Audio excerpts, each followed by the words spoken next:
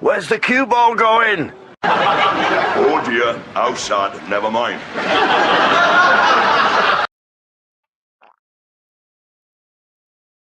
Where's the cue ball going? Oh dear, how sad, never mind.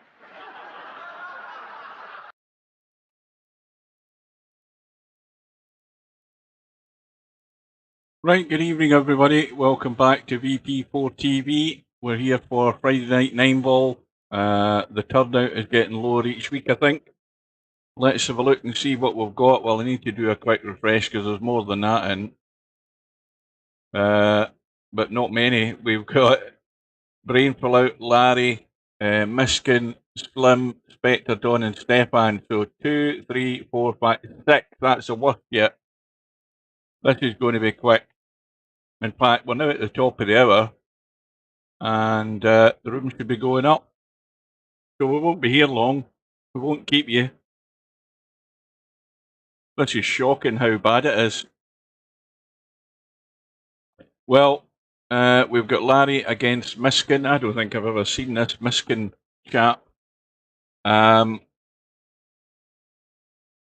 Miskin is getting, is that the 8-ball or the 6-ball? I still can't see that sitting in my chair. And Brainful Out's getting the 5-ball. So Slim sits in round 2, waiting on the winner of the top match, and Stefan sits waiting on the winner of the bottom match. So, let's go in and watch Larry and Miskin. Hopefully I'm coming through loud and clear. Good evening to Brainful Out. Oh, I need to change the cloth colour, hang on.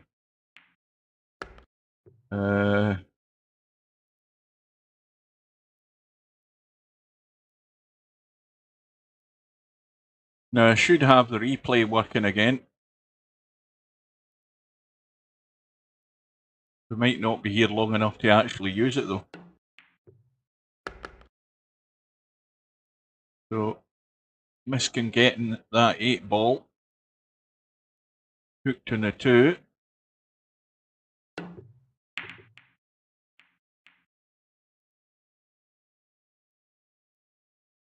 And came out safe.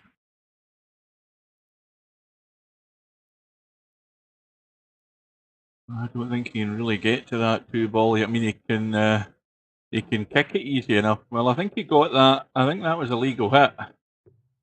Although he's ended up scratching, so here's Larry with the obvious easy out here. He shouldn't have any problem.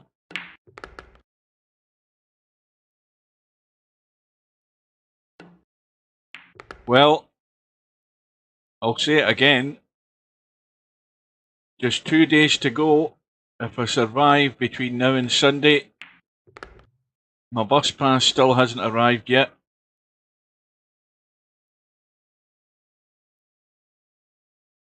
I've got my fingers crossed for that. I'm looking forward to it.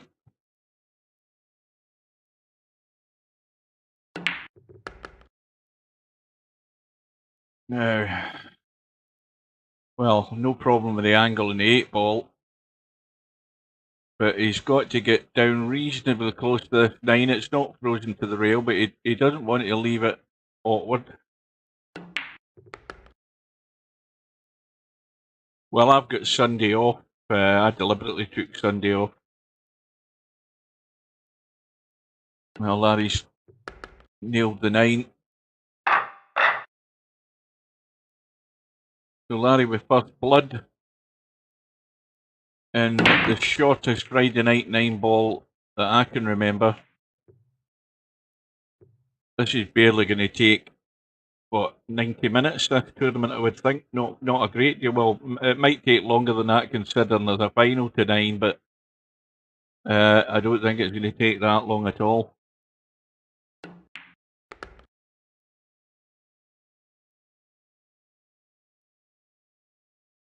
Now, there's not many viewers. There's only 5, including myself.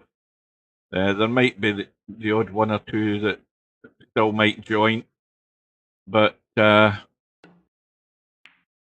you should have heard by now, or you might not even have heard.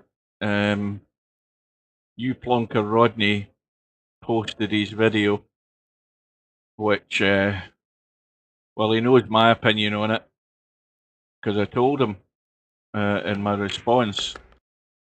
But you Plonker Rodney has finally came out, as I would say, but not in those terms. He's came out and admitted he was semi-pro all along, which I think we all pretty much knew. But he chose his video to quote unquote get something off his chest, and the stuff he's talking about is trivial, in my opinion. And like I've also said, the terminology that he used was toxic abuse. And, well, if only he was around long enough, he would know what toxic abuse is.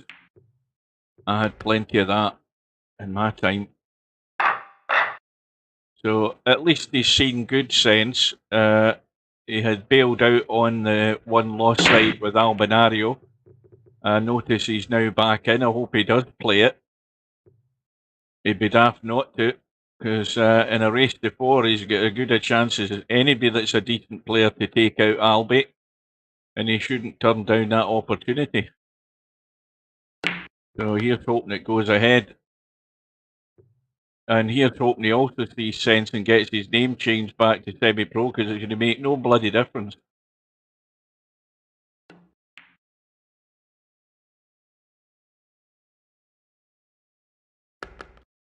Anyway, Larry, comfortable at the moment.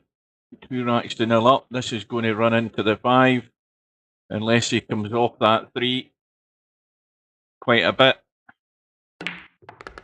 Well, he's always going to take some of that 5, and now he's in trouble. And he's going to have to either jump. In fact, jump the 9's the best option, because the line past the 8 ball isn't great to get to that 4. You'd have to spin it up. And that's the obvious problem with jumping at a ball that's close to a rail. It's difficult to keep the cue ball on the table.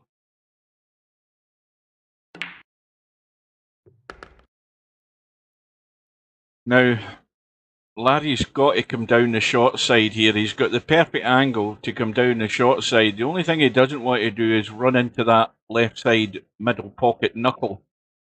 But that's what he should be doing. You see, he's not got the line. In fact, I think he was trying to get into between the 7 and the 8. And if he had stunned it, he would have got up the left-hand side. So now he's probably going to run for cover behind the 8 and 9 here. At least that's what I would be doing. He might be trying to get the thin cut, and he's got it. I'll need another one.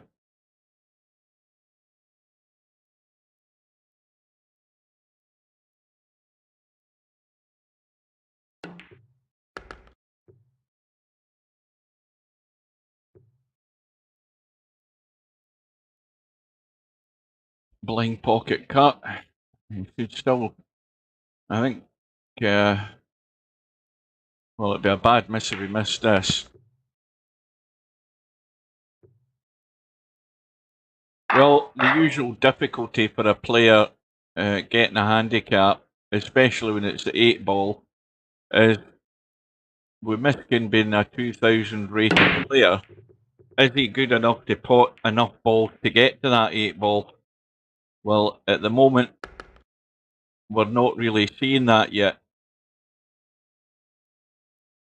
Larry's in a very nice comfort zone at the moment, but Larry's been known to then get himself into problems for no apparent reason.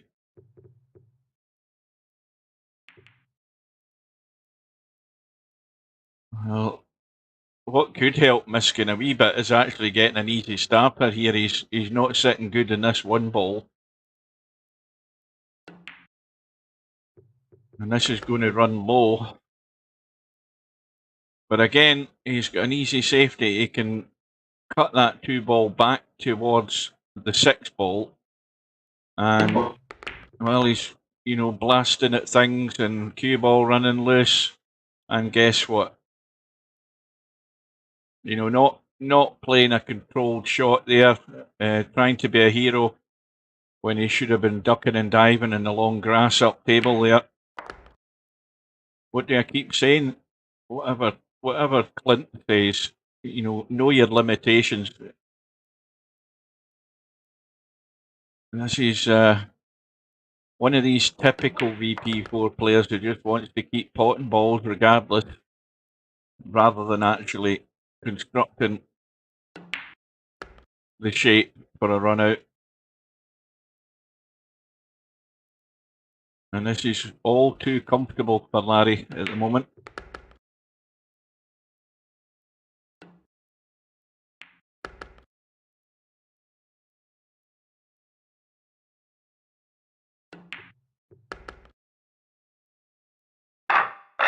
Larry with a 4-0 lead.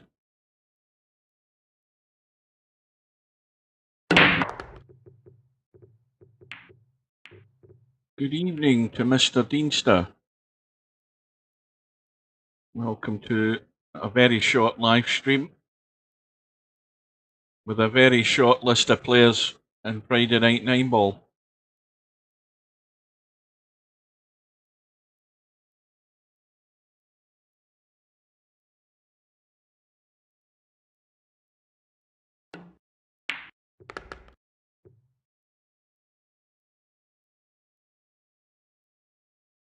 Well, this one's not guaranteed.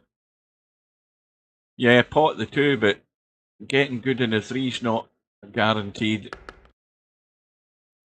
Because the problem there is he's now having to run up the table, and that 5-ball might be getting in his way.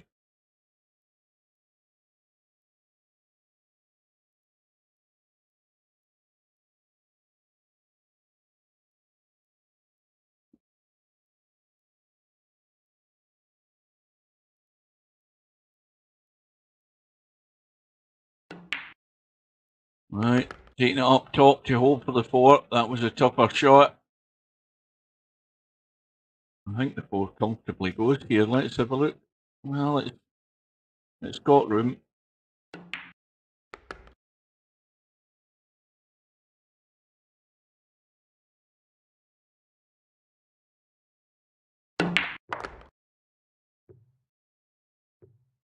Well, he's got to go up the table with this, surely, unless he's going to try and draw into the 8-ball or whatever. No, he's trying to hold it dead weight, and he's checked it up. But it was a lot easier than it looked.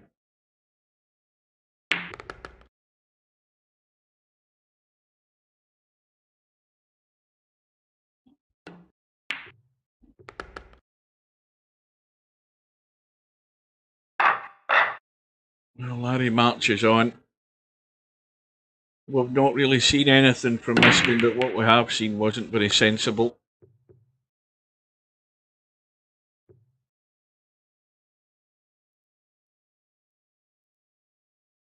And that 8-ball money ball of Miskins has gone down and come back up. So Larry stays at the table. And as long as he gets out and gets nice on this 3-ball, the rest, well, I say nice, and he's immediately hit it short. That needed another 3-4 inches of running that cue ball out into the table. So here's Miskin's chance. So he's got nothing to do but pot the 3 and come across the table for the 4. And if he can get it straight in the 4, he just rolls the 4 in, and he's on the 5. Now that's the commentator's way of saying it, but straight off the bat, he hasn't been able to get the 3-ball in the hole. So Larry will show him how to do it. Well, Larry decided to go for the bank, and Miskin gets another go. Now, remember what I said about Larry doing some daft stuff, to try and encourage somebody to get into a match. So here's Miskin getting second go at what I was talking about. I think he can still brush through for that 5. Yeah, the only problem is he needed to brush through a bit further. Yeah, he didn't get on it. And he fluked it, and he scratched. You see what I mean, sooner or later a player's going to learn that if you bang balls, that's what's going to happen. He's banged balls twice tonight, and where's the cue ball went? Into the pocket. So, possibly a wee bit of frustration there, but he's nobody to blame but himself because he didn't hit the cue ball through far enough to get on the 5. So we've got technical issues here in terms of the struggle of controlling that cue ball and being comfortable when you're playing shots. And to me, Miskin hasn't got that. And again, he's just another one of these players who doesn't have or hasn't spent the time to get dialed in and be comfortable with these pace settings so that he can make better judgment of shots. It's the same criticism I give to a lot of players. You've got to get comfortable with the pace of how you're hitting balls, and it gives you better control. So here's a gift. Now, the daft thing he'll do here is follow this in.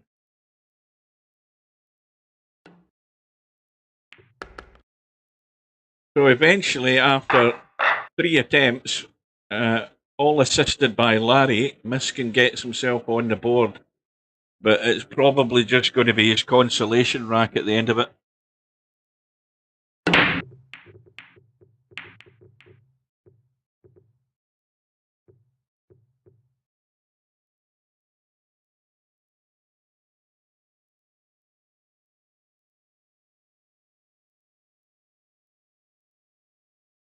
So Miskin comes up dry.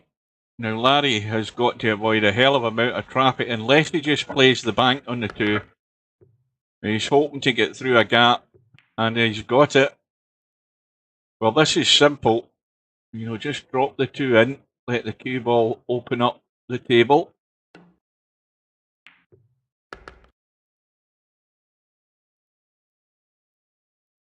Now this is a problem.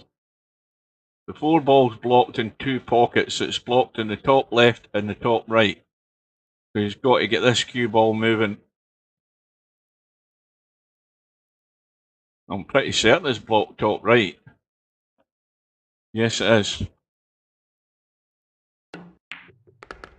Now that needs to keep running. Now this is a problem. It's a very thin cut into the side pocket. So thin that he might still catch that 7 ball and get no guarantee he'll get anywhere near the 5. We'll soon find out. Yeah, took a big chunk of the 7. Well, I think Larry will fancy having a go at the bank here. That 6 ball still goes past the 6, so he can have a good bank at this 5 ball. Don't know that is he thin cutting it? No, he is banking it, and it's not going to hold that line. So here's Miskin's chance to get another rack in the board, and he only needs to get to that 8 ball. The 9 ball looks fairly tight in the rail. He doesn't need to worry about that.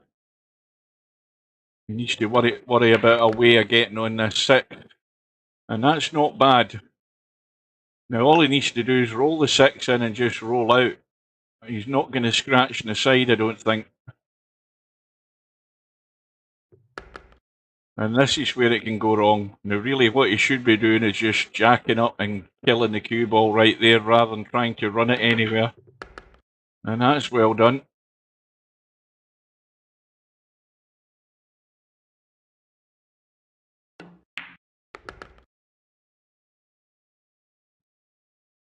So, 2 in a row for Miskin. I think it is 2 in a row.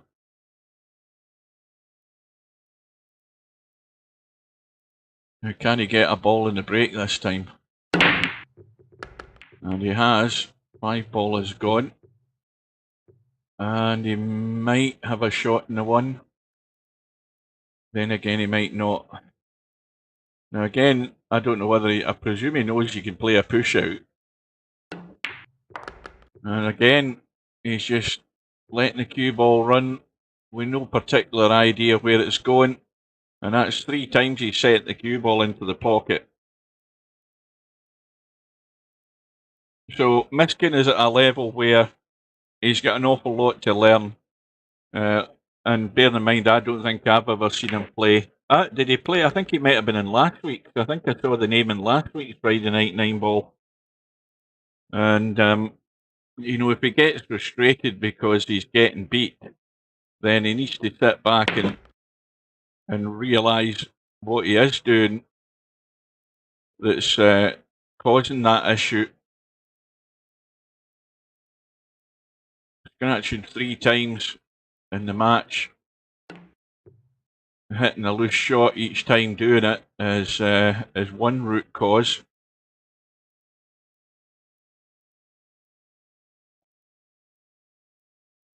But it's very much a learning process.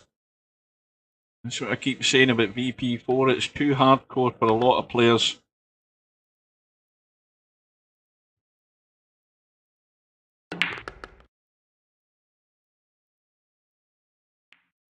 Well, this is going to be awkward.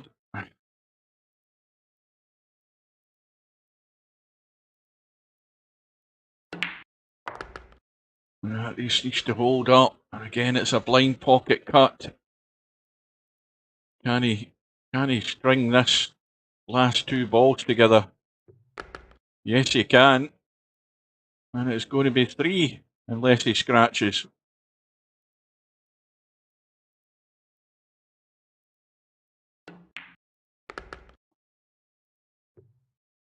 This is what I keep saying. He was in a comfort zone, and now if he gets a bad run of the ball, there could be a sweat on here for Larry. Oh, now. Well, 9 ball is all but in the pocket, and Miskin's come up dry.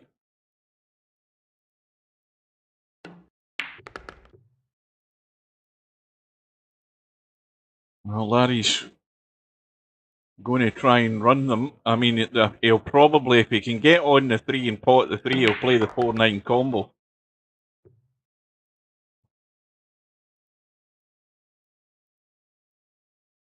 Well, he's not comfortable in the 3, but he can get the cue ball out and above the 4, so we won't be playing the combo there. 6 ball goes past the 8, so there isn't any issues to deal with. It's just about moving the cue ball.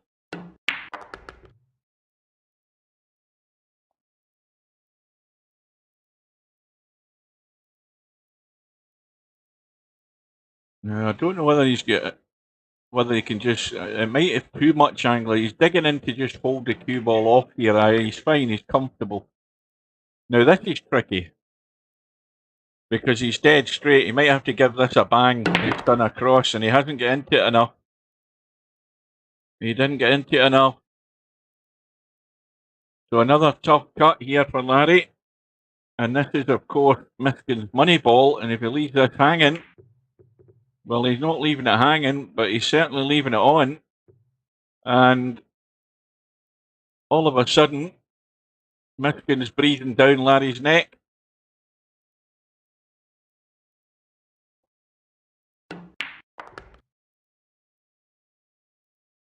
Now, if Larry had got good on that 3 ball, I'm sure he would have just potted this. Well, Larry gets a lifeline. Miskin's blown the 8 ball. I'm sure Larry would have played that 4-9 rather than trying to run out. This has got to be thin. And he's pushed it to the rail. And Miskin lives again. He ain't going to miss this. No way is he going to miss this. And all that needs to happen now is Miskin gets a good break here. And you never know. And balls have flown in. But no shot in the 1.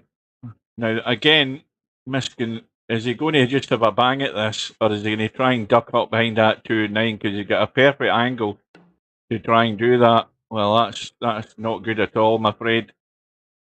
He's completely bottled out on that shot. And that's serving it up on a plate for Larry. He's just got to watch he doesn't hook himself here, though. He's got in the gap. So all is good at the moment.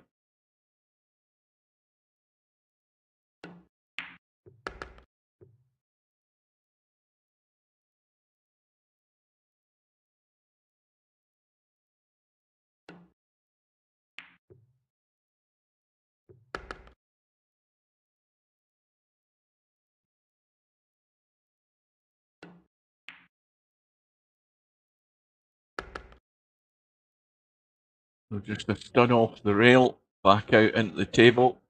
The 8 ball into the same pocket. And a simple enough 9 ball, and Larry will be on the hill.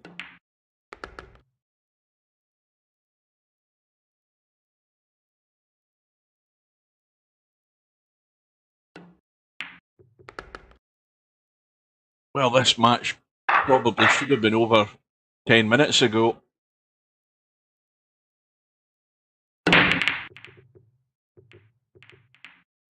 Well, nothing doing, and nothing on for Miskin, although the 2 ball can be jumped over.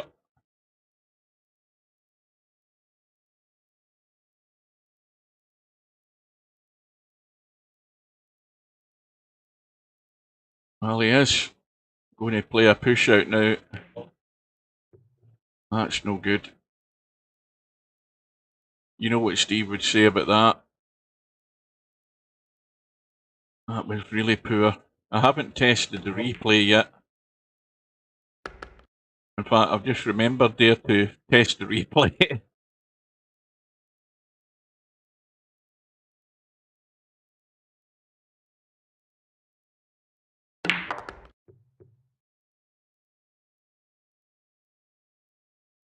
And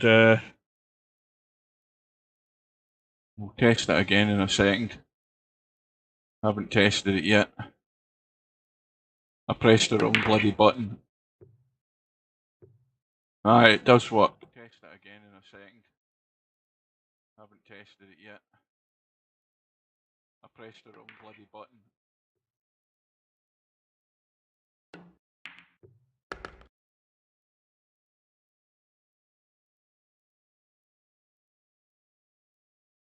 Well, this has just got to go through far enough here.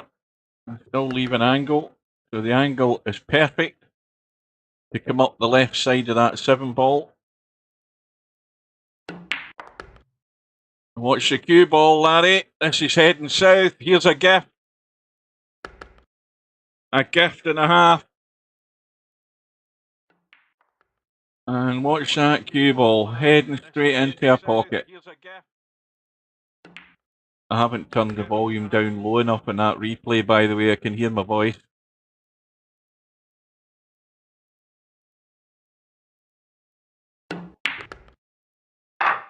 So there you go.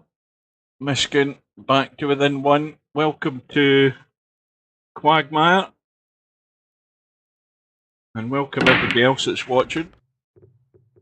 We won't take up too much of your time tonight, ladies and gentlemen, because this is the worst turnout ever for Friday night 9 ball. I think there was, 6 in? Bloody awful.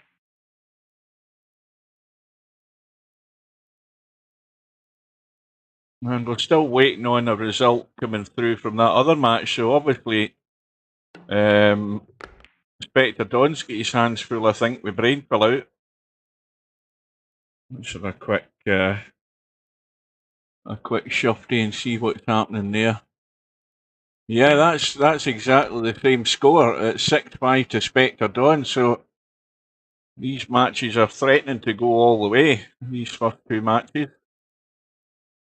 It won't be going much further now, though. Larry's got ball in hand and really should be getting this job done here. Now, does he play this 7 on the side, or is he just trying to get out into the table? He's just trying to get out into the table, and that's perfect. because he can roll through and roll out for this 8-ball. I don't know whether he actually thinks he needs to stun this, and he just needs to roll it in and roll out with the cue ball like that. So Larry is eventually get through, but he's just made hard work of it.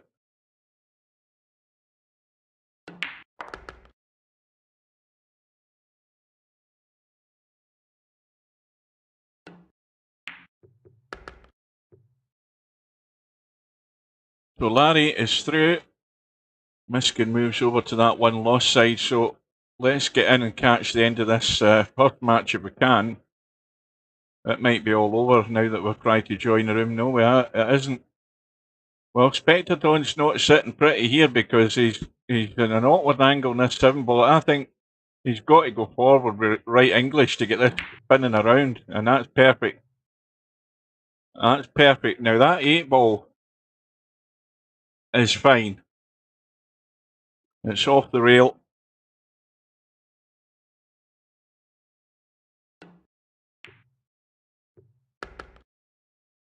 So in it goes, and we have a result here as well. Same score. Spectadon takes out Brainful out by 7 racks to 5.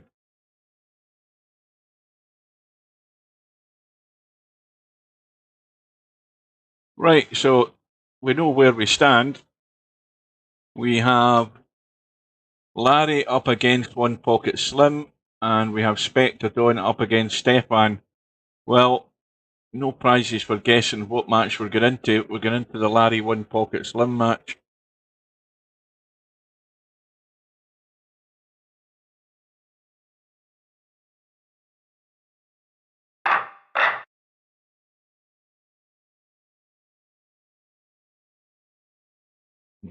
What does that say? Mr. Deanster gifted 9ball.com memberships. What am I meant to do with that? You could be the lucky recipient of a 9ball call membership actually to allow gifts. What am I supposed to do with that? Let me try that and see what it does.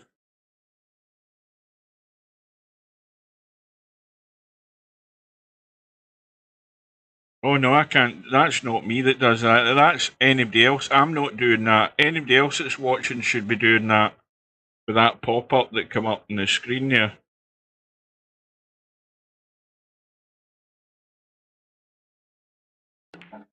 One Pocket Slim was gifted a membership by Mr. Deanster.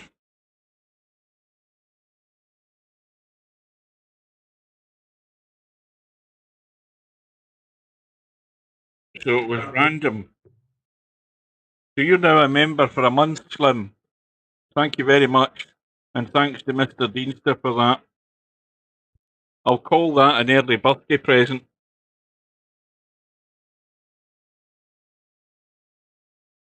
Well, I did that in a stream a number of months ago. Remember I said, and some guy wandered into the chat.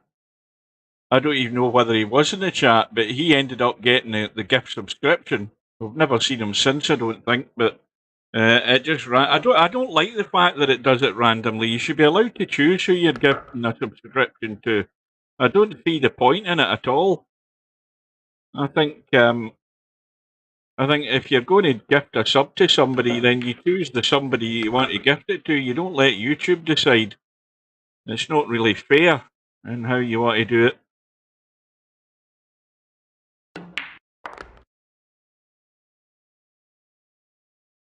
Anyway, we've got Larry, who's getting a 6-ball, which is extremely generous for Larry. Again, oh, that's a terrible shot there by Slim. What the hell was Slim trying to do there? He's followed the ball in the pocket. Well, I think it's focus time for Slim because that's a howler.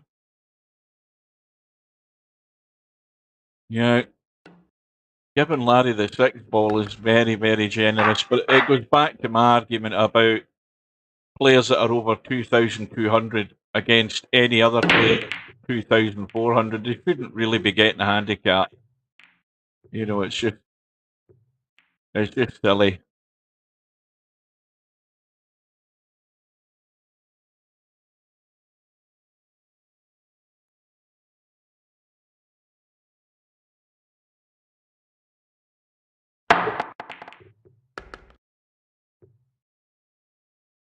I think Slim is going to try and get this as thin as he can. Well, he's only got an edge really, and he's trying to duck round. That might be too heavy, or it might go far enough. Well, this is difficult. This is difficult because yes, you can see the edge of the one, but the problem is you're going to push the one over the corner pocket if you get this thick,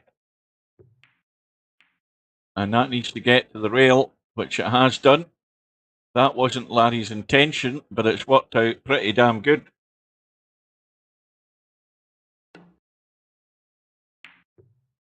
Now, I was wondering if Cobra was going to join the stream tonight. I was looking forward to that, but maybe he's on holiday or something.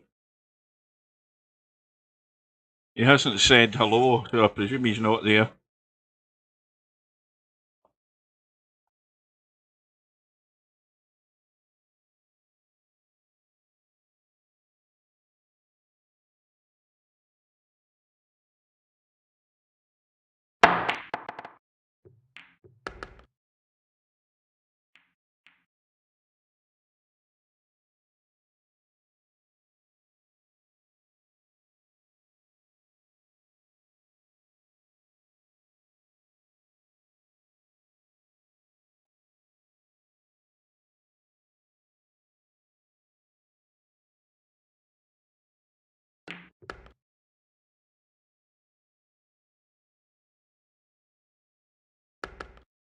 Well, you know what I said. I mean, if Steve watched that video, I think Steve would have had a good laugh.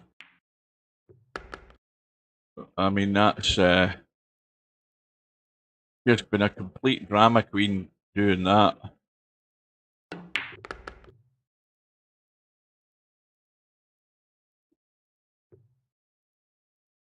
Remember what I said? What was that match Albinario was playing semi-pro? Well, I can't remember what big tournament it was, but it was recently. Remember what I said about Albinario messing with semi-pro's mind? Remember that shot where Albinario faked that he was going to play the jump and then he didn't?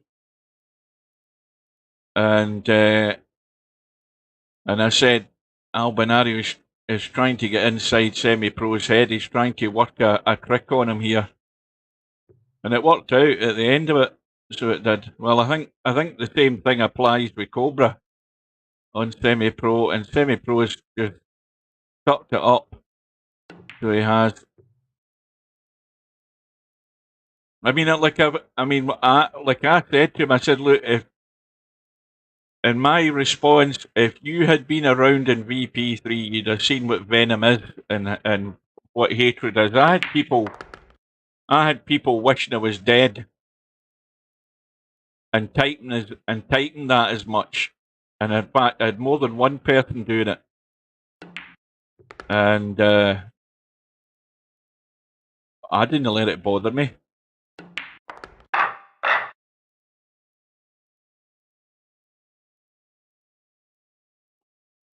Well, to me, it's a trivialness of the situation. You know, just leave it well alone. I mean, like I say, what was going on with these 1-star, what is it you call it, 1-star ratings that was going on semi-pro's account? Well, that's just a wind up. That's just to put it. That's dangling the hook, and eventually Cobra reeled him in because he's then came out and said who he was all along, like we knew. But anyway, it's all over now. All he needs to do is see more sense and change his name back and get rid of all the bloody plonker crap.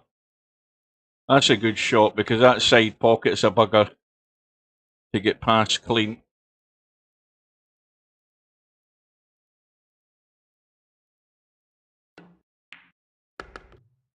That just needs to go low enough. I think he's good.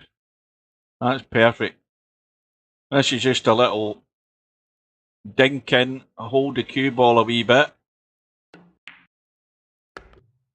No, you see, he hasn't held it a wee bit. You see, you had to drag that off a wee bit, I think, to stop the cue ball doing this. Now he's left himself awkward here.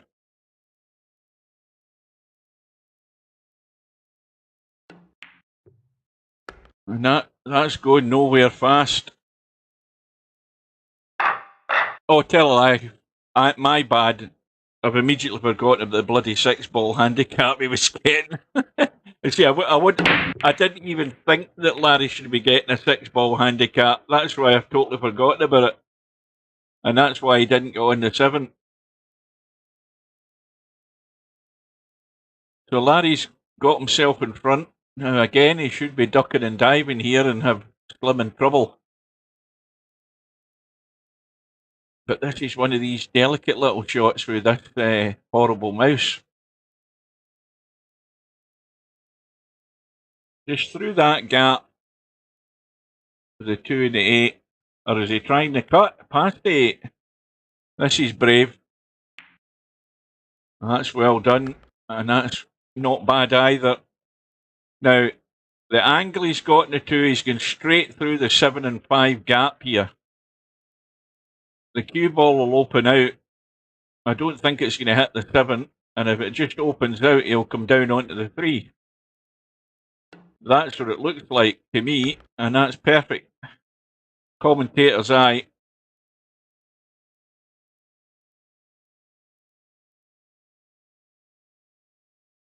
Might be a wee bit straight though on this 3. He's got a slight angle. Now he could fizz this up and run around the corner, I think. But the problem then is if he overjuices this, the 5 ball's maybe going to get in the way.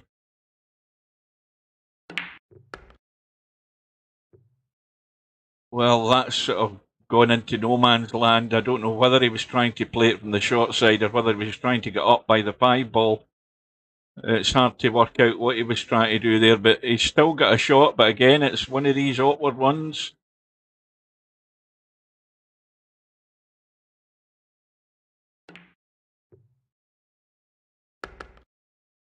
And again, he's in trouble.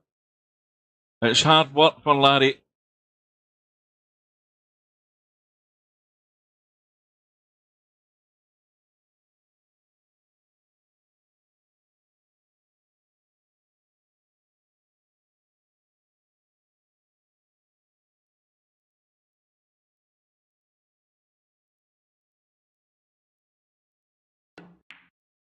That's overcut. It's overcut. Well, this is the problem shot, getting from the 5 onto the 6. If he gets half decent on the 6, we should be back all square here. And that's not half decent. It needed to run another 4 or 5 inches. He'd have been really comfortable. Now he's got to find his way out of there.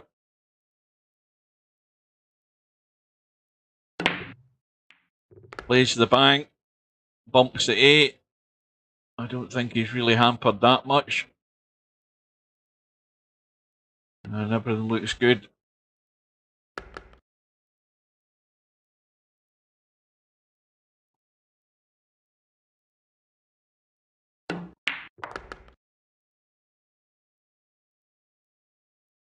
Right, 2 racks all. Let's have a quick look and see how Spectre Don's doing. He's 2-1 up against Stefan. Stefan getting the 6th ball. Well, he's now 3-1 up against Stefan.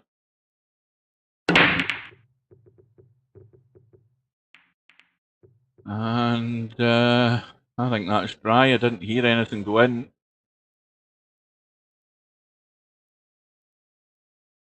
Now, obviously the 1 ball isn't a problem.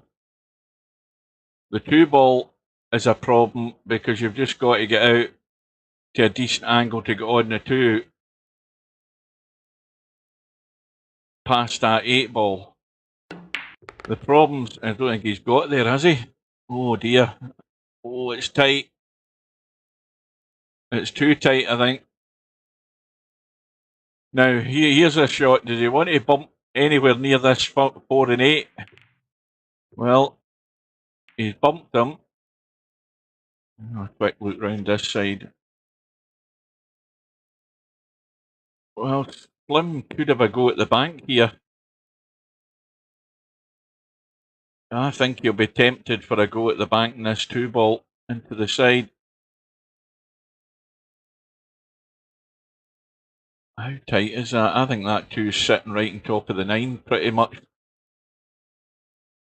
I don't think he's interested in a shot at the bank. He tried to well, he's flipped the 8-ball.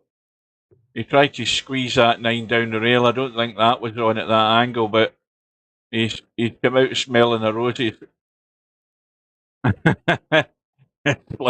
Slim called tonight.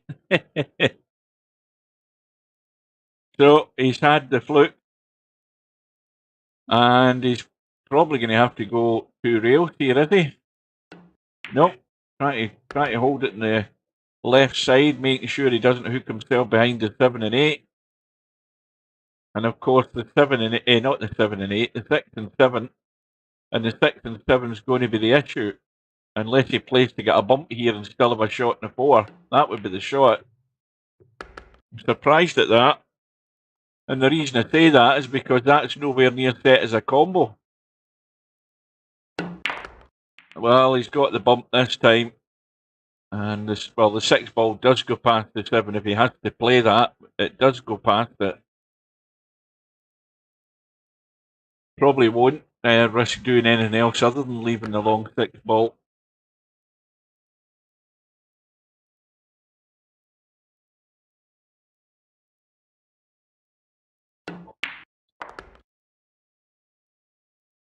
So Slim,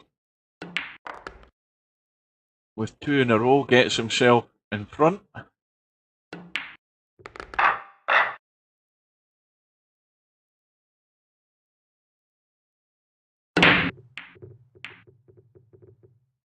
Try. I don't know that Larry can see enough of that 1-ball, can he? No, he can't. No, he might just try and use that 8-ball. No, he hasn't. Well, I don't think that's a particularly great shot because he's asking for trouble here.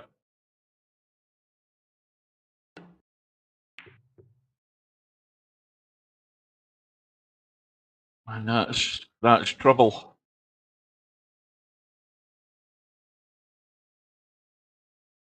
I mean, all of these balls down this end of the table, that shot Larry just played invited one pocket Slim to put him in trouble.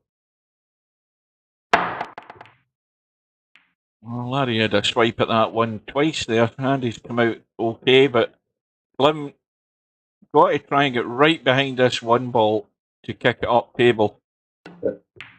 And he got it too thin on the one side. Is the 1-ball keeping going? Yes, it is, but it's dead straight. Now, Larry can squeeze a bit of this 1-ball and try and get an angle, but he's got to thump this in to get the 2-ball down past the 7 and 8. It doesn't look as if he's doing that, though. Trying to draw back for the 2 in the same pocket. That'll work. He was too straight.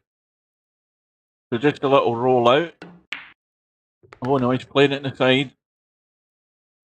And how's the angle? Does he get more than he wants? He's got slightly more than he wants. I think he's fine though. I think he can just drag this in.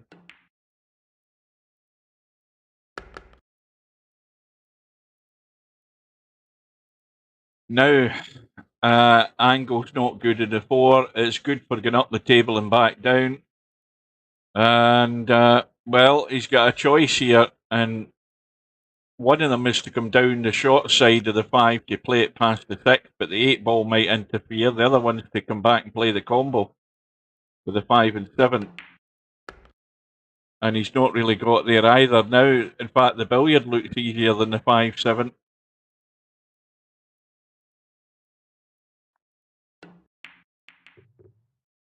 And, well, the only thing with playing the billiard from the 5 to the 7 is you don't know where the 5's going to end up, but to try and play a combo at that angle is really tough. And that's gifted this opportunity for Slim to get a little bit of breathing space. Well, we'll have another quick look and see how things are doing. Well, Stefan is already in deep trouble. He's 4-1 down.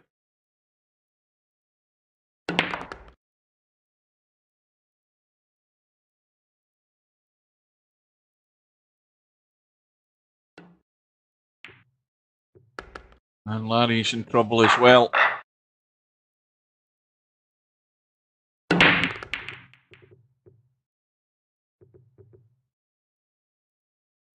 Well, something definitely went in. No shot for Slim. Now, where's he going to push? Somewhere over there will do.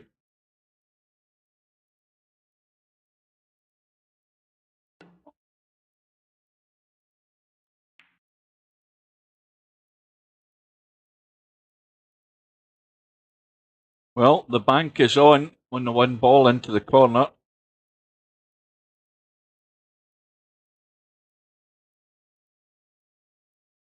Wonder if Larry can resist it. I mean, if you can't think of any other better idea, then he might have a go at it. That wasn't the best idea. Larry can resist it. I mean, if you can't think of any other better idea, then I need to turn the volume down in that replay. I'm hearing my voice. I haven't turned it right down. So, ball in hand for Slim. And where's the problem?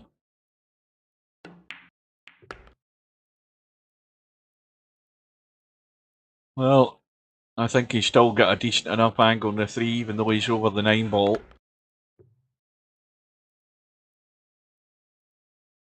Now he can cut the 4 in and come out past the top side of that 8 ball, or he can dig in and stay below the 8 ball for the 5, so he's staying below.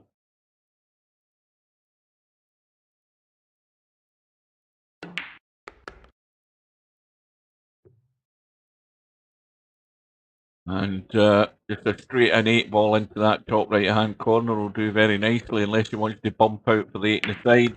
That's what he's doing. It's always good to have choices as to where you're playing a ball.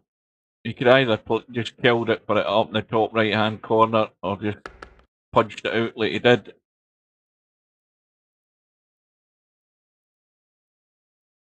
So Slim is now in that danger zone, and it's a danger zone because he's 5-2 up, and Larry's now going to be in wake up mode.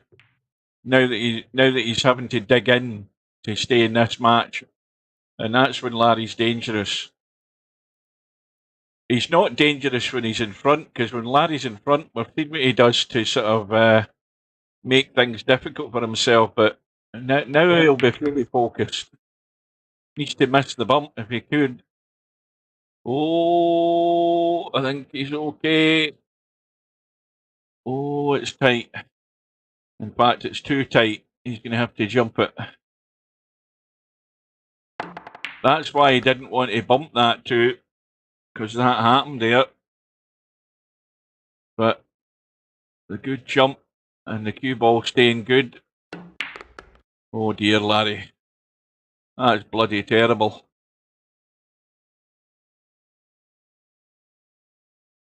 Didn't get through with the shot at all there.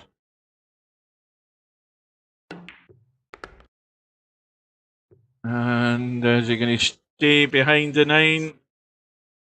He's fine. So this is where he's coming. Up here. Is he playing the bank? The thin cut's fine. Just cut it in and let it run up. Well, he's checked the cue ball, but the problem with that is he's done that. I mean, come on, Larry, show a bit of bloody sense, for goodness sake. You just let the cue ball run out to here. You've got a big gap to get in to get in the 6. And, I mean, the shit has hit the fan here because he's going downhill rapidly. Talk about self-inflicted damage. You know, he checked the cue ball, and then you're interfering with the 8 ball. bringing it across the table for a shorter line on the 6th ball when letting it run out and open out. I mean, Larry's not that bad a player that he can't get the pace of the cue ball to get into that gap and just play the 6th ball up into the top corner pocket. So it's a big sellout here for Larry.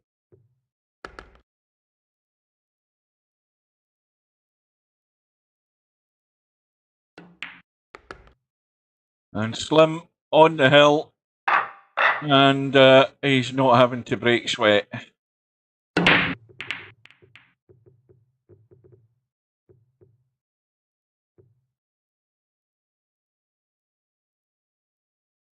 Well, the gravity of the situation now is Larry's getting the 6th ball. He's going to have to get half a dozen of them. Well, 5 of them anyway. If he can't. And I'm going to say this right now. It's hasta la vista time for Larry. Because he's heading over to that one loss side. Even I'm fancying running this table. And I don't play.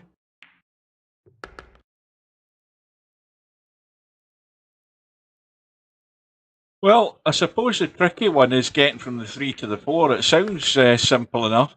He's ended up pretty straight in the 3, so just going to be a straight draw.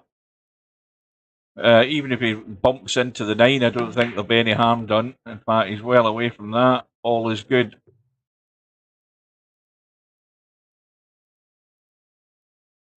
A quick look and see how things are doing. And yeah, Stefan is heading over to the one loss side as well. Spectre Dawn 6-1 up. In fact, there we go. There's the result.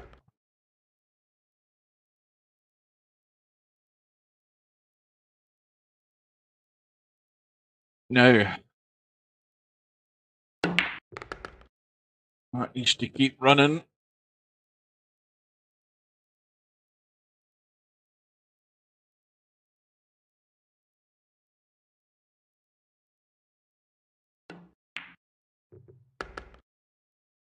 Sort of wiped it sweet there. That 7 ball.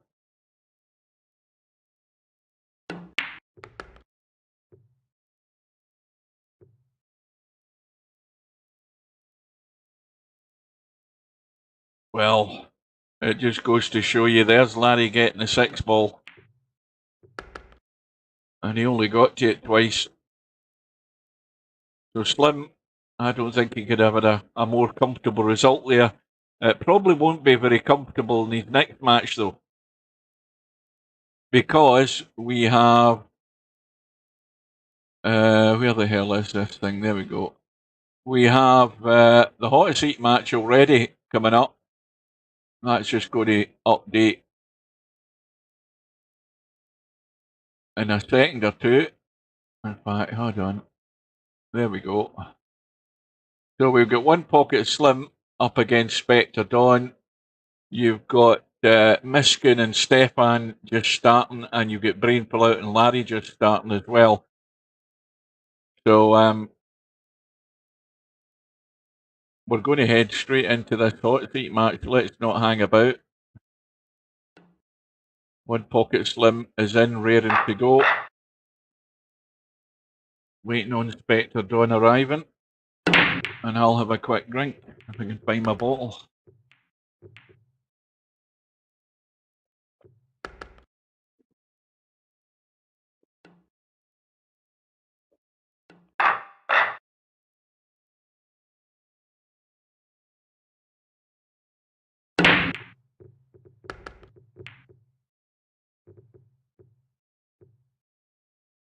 Well, we started at 7 o'clock. It's now knocking on the door of 8 o'clock. We've just been playing about an hour, not even an hour. And we're already at the hot seat match.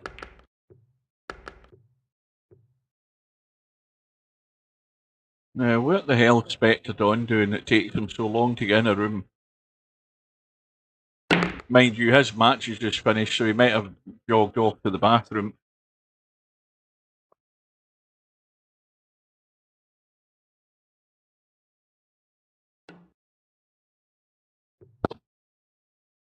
Right, so one pocket slim on the right hand side, still to lag, and he's going to win it.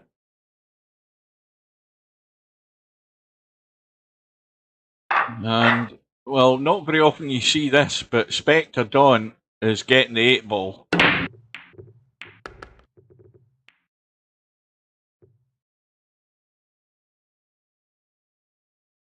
And that 8 ball has gone in the break. Spectre Dawn's money ball comes back up. Slim, I'm pretty certain, can get to the one to cut it. 2 ball into the side. Now, I might be... Yeah, I wonder if he can use this 7 ball. Well, he's certainly used it, and he's sitting half decent on the 3.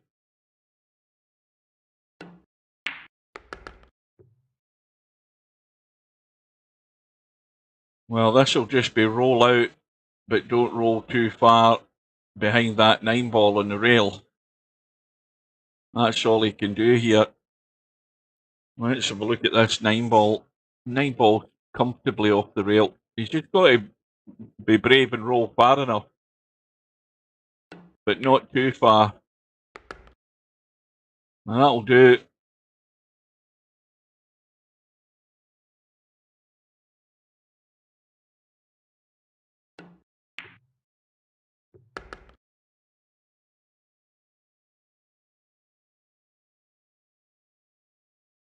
Well, I can't see where this is going to go wrong.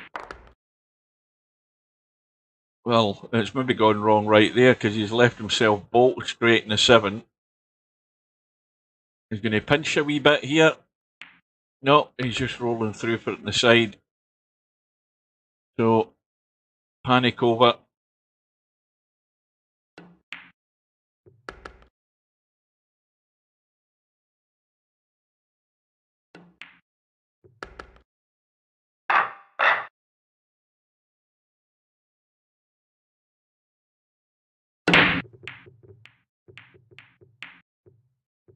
In fact, hang on a minute. I'm just going to tab out for a second. I'm going to adjust the volume in that replay. Just a minute.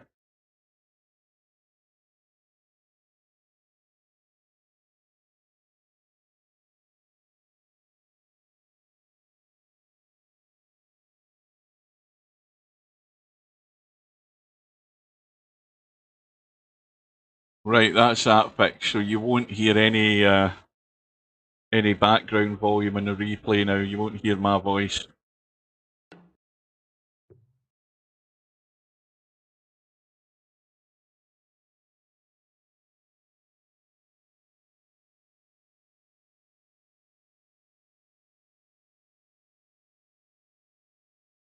So push out played.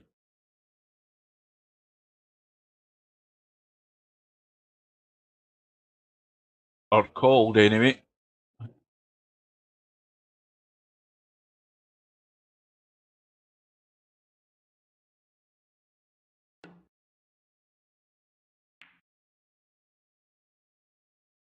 Now that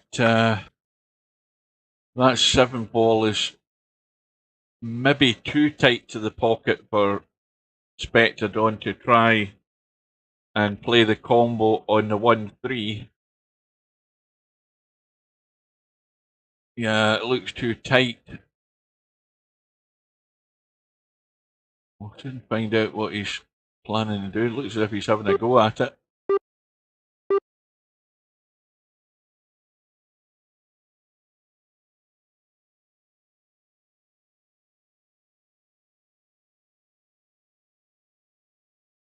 Now he's thinking otherwise. Ah, now that's a better idea.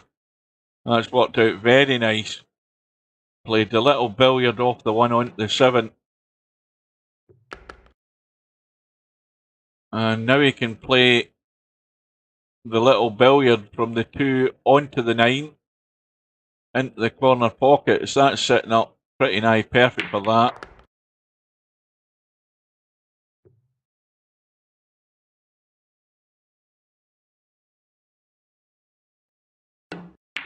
Now the question is whether he's going to try and get below this 5 ball, because this 8 ball could be a danger if he tries that. He might as well take his medicine and play the 5-6 combo. Well, he's trying to get below it. And he's almost there.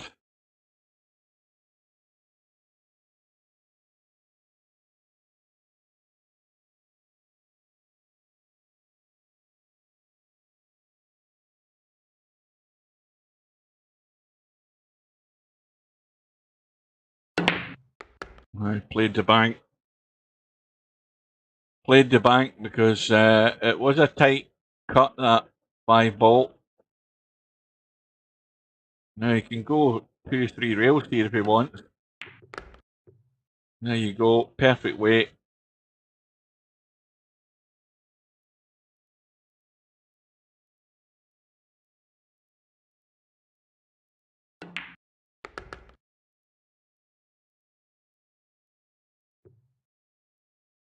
Well, a good start for One Pocket Slim.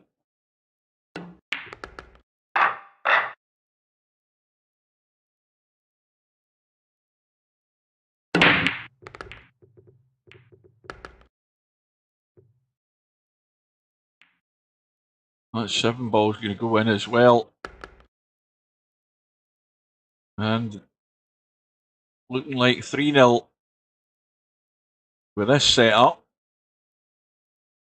Any sort of angle in the 2 is what he needs here, because he wants to get out for that 3 into the right side pocket. And I think that'll do very nicely indeed. I think that's perfect.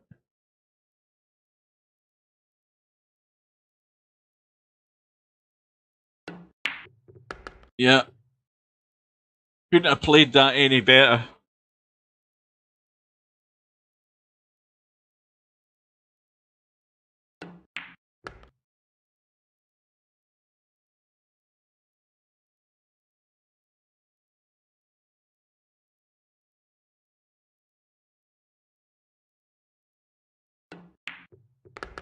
Well, I think this is what you call making hay while the sun shines. One Pocket Slim going 3-0 up has got to think that sooner or later Spectrodon's going to get in, and then it's just a matter of thinking what's he going to get from it.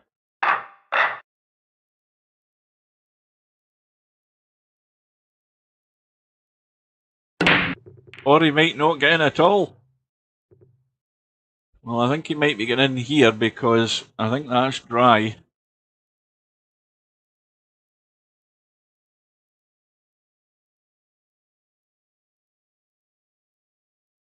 Well, this is going to be a wee bit tricky.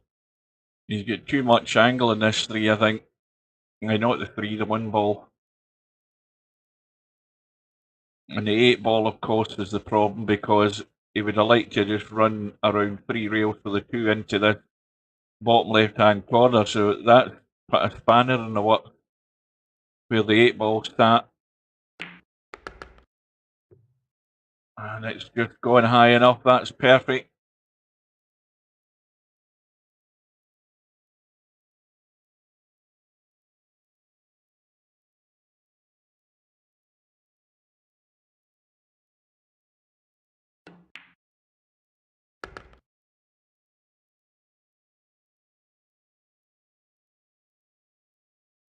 Well, I think he's got to come out into the middle of the table here for this 4 ball. Got to get out of there. Yeah, that's a shot.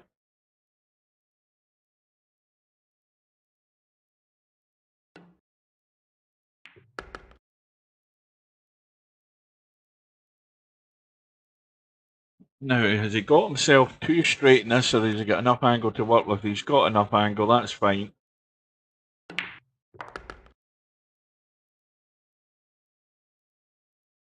Now, I'm sure he can get past the 9 and come down for this 7 into the side. But he's playing it long. He's taking any sort of doubt out of it, playing it safe.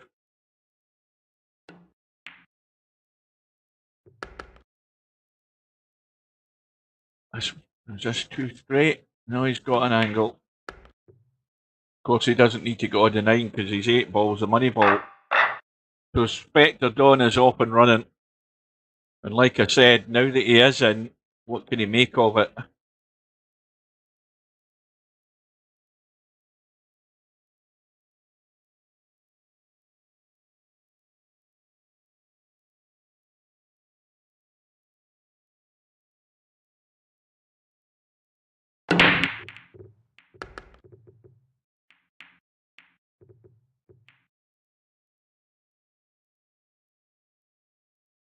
Well, 1 ball is gone. 2 ball, I don't think is going many places. That was way too tight into the side. Way too tight.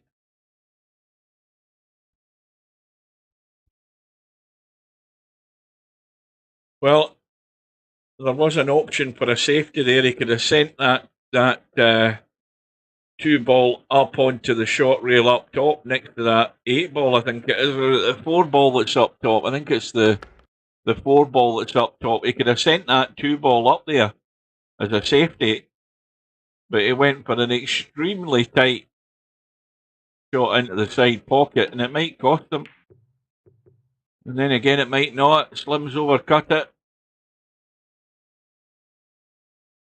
Spectaton very often doesn't turn down a second opportunity in a rack. But this is not easy. He might have to use the rail here first before he hits this 3 ball to get the cue ball moving. He's maybe going to have to cut this in, this 3 ball. No, he was fine. I thought he was maybe a bit straight, but he was fine with the angle he had, so all is good.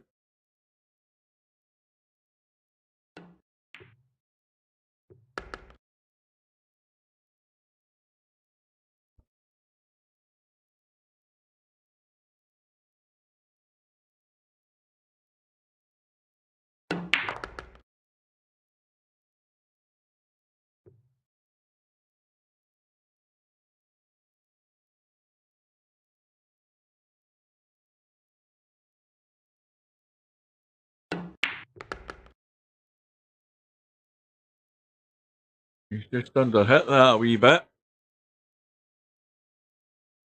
But he only needs the thin cut in the 7, and the cue ball's coming around for the 8 ball.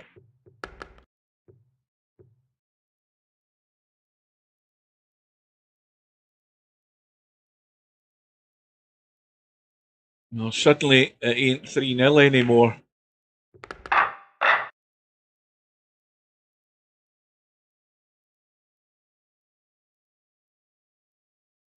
And there's a result through on that 1 loss side. Stefan is battling to survive. He's taking care of Miskin. 4 racks to 0.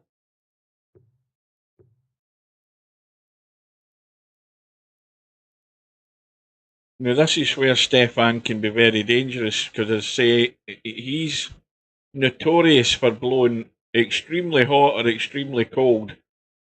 But the fact that he's in the 1 loss side and it's only races to 4, he's going to fancy his chances here. He's got to fancy his chances tonight, regardless of who he plays.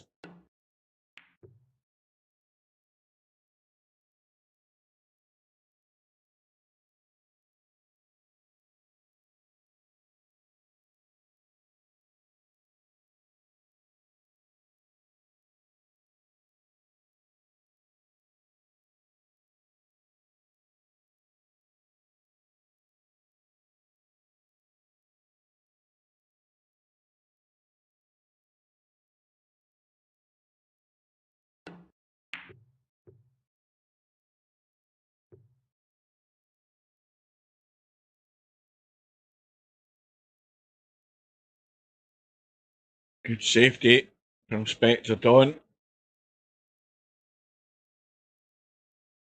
Well, any possibility here when this cue ball hits the 1. Now, how's the lucky roll here?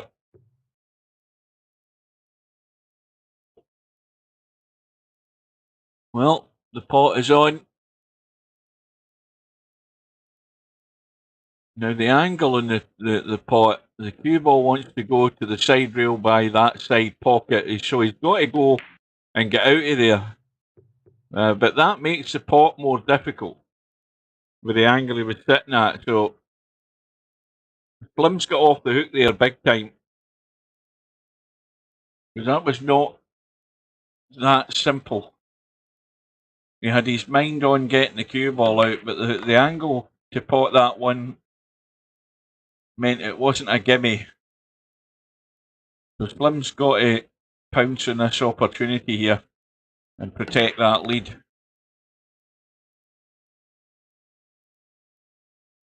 Now, how's that 5 ball looking? Well, there's plenty of room for the 5 ball. There's no issue there at all. This is a shot. This is the one that will decide the rack.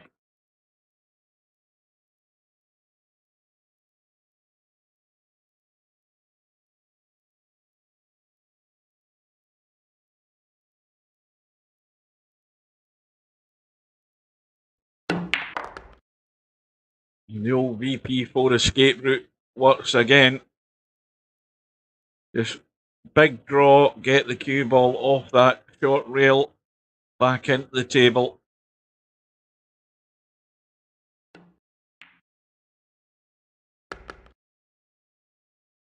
I think he's left himself a bit straight in this 7. Yeah, he had enough to work with. So it's all good.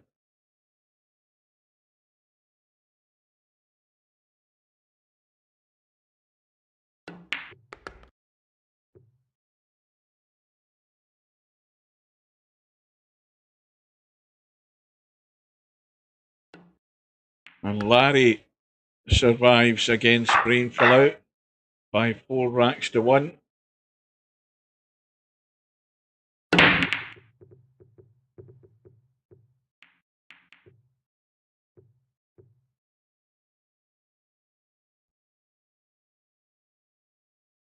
Well, the break's dry, and Spectre Dawn is sitting plumb on the 1 ball. 2 ball, though, I think is blocked, possibly. Well, it's certainly blocked by the 5 ball, but he can get below the 2, no problem. Play it up past that 3. Let's have a look at the angle he's got. Well, I don't see any problem. He's just got to make sure he might have to help it a wee bit here. I'm not sure. Well, he's going the other way. He's got a bit of left on this, trying to come in the short side of the 2, and that's perfect.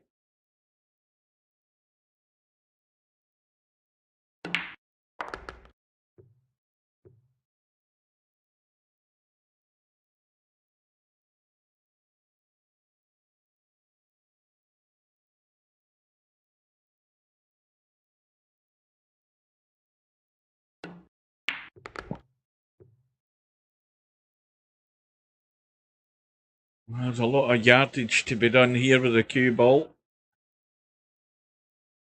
Once he's potted this 4. Well, there's nothing really that can interfere with this shot. I mean, at worst he can bump into the 9. But he's actually finding the gap, so that's even better.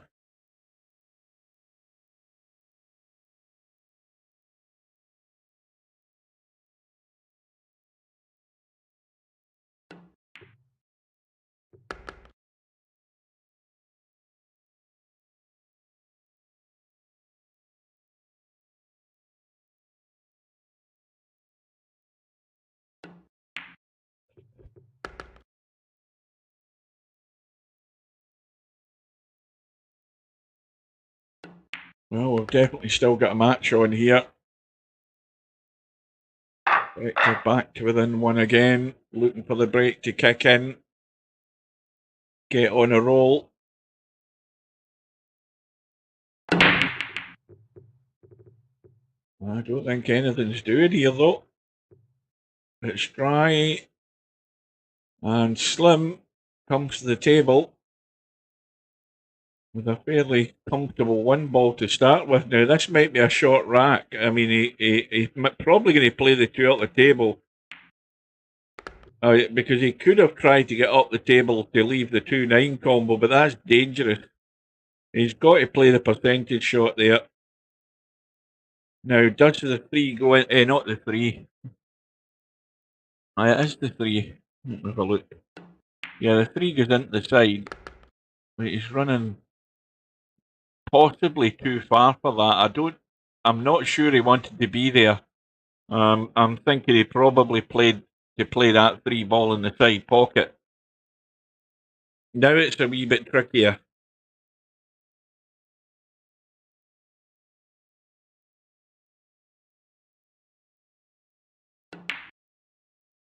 And that's what I mean by trickier.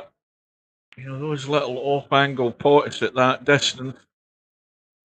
And has Slim got lucky here? I think he has. Oh, yes, he has. He definitely has.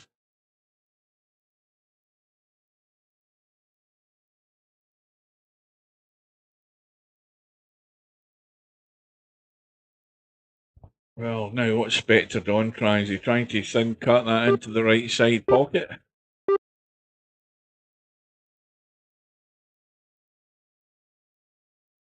It looks as if he's contemplating that.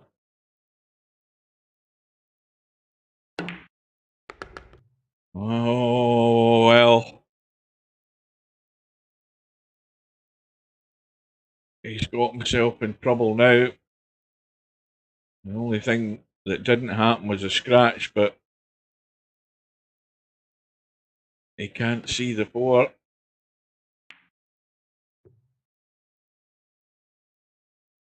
Well, I'm not sure what Spectre Don tried here. Was he trying to just put the 9 ball tight in the rail? Because that didn't work.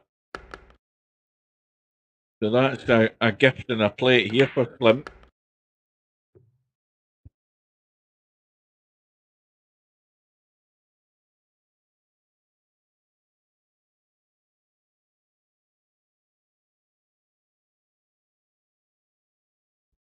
Still got to get on that 7 ball though, and that's easier said than done. Watch the cue ball. Where's that heading? It's gone. It's gone. And so Spectre Don's plan worked out.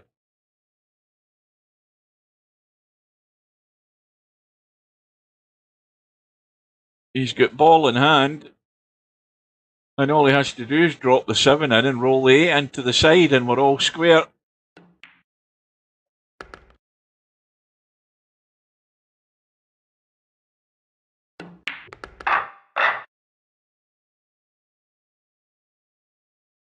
So Slim's comfortable start with the 3 rack lead at the beginning of the match. That's all long gone. And the one thing that's actually saving Slim here at the moment is the fact that Spectre Don can't get a ball in the break. He can't get onto that roll that he's looking for. And that's why the match is so finely balanced at the moment.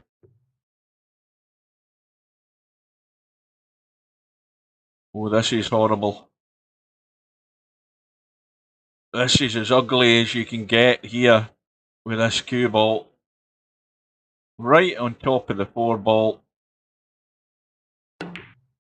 And that's a very good shot. And look at the pace in the cue ball as well. That's excellent. A very well played shot.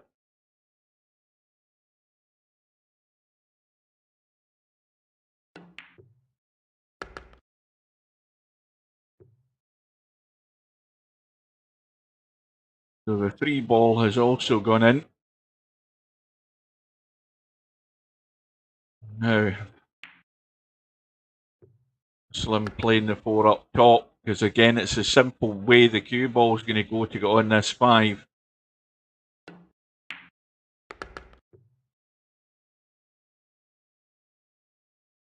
Well, don't scratch the side pockets, the rule here. And he's well away from that.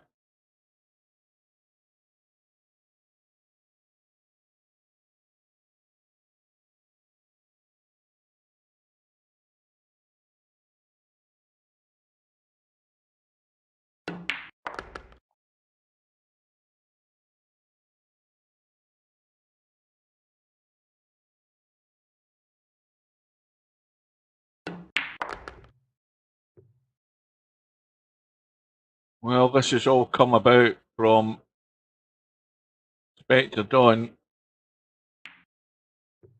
getting no joy in the break. Slim defends his lead.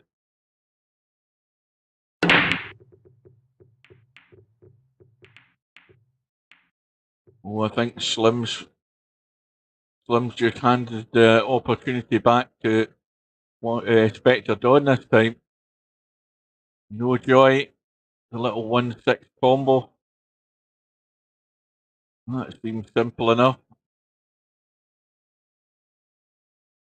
Now this 3-ball is a wee bit awkward, because this 2-ball doesn't go up top past the 9, obviously.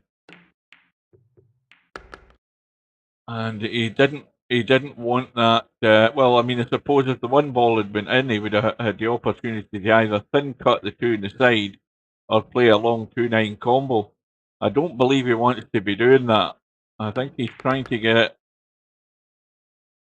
Well, that'll do. Let's have a look. That's sitting pretty good. The problem now is this 8-ball has got in the way.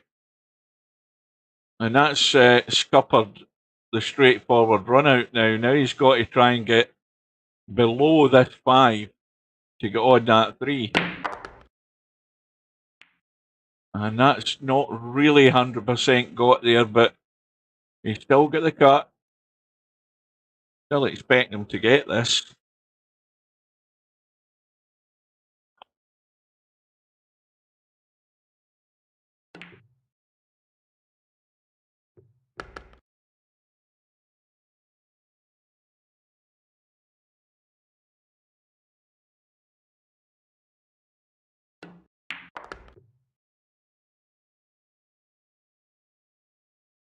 So this rack's the opposite of the last one. Spectre Dawn tied the match up, broke dry, and well, here we go. So Spectre Dawn took his opportunity from the dry break to square the match up. Now, if the break kicks in now, Slim's going to be at squeaky bum time.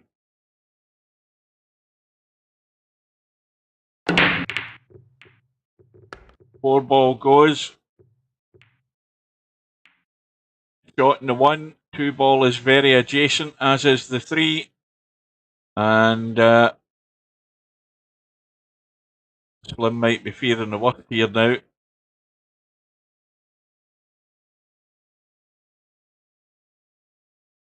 No, again, it's not a gimme the 1 ball, but never a doubt. Played it with intent.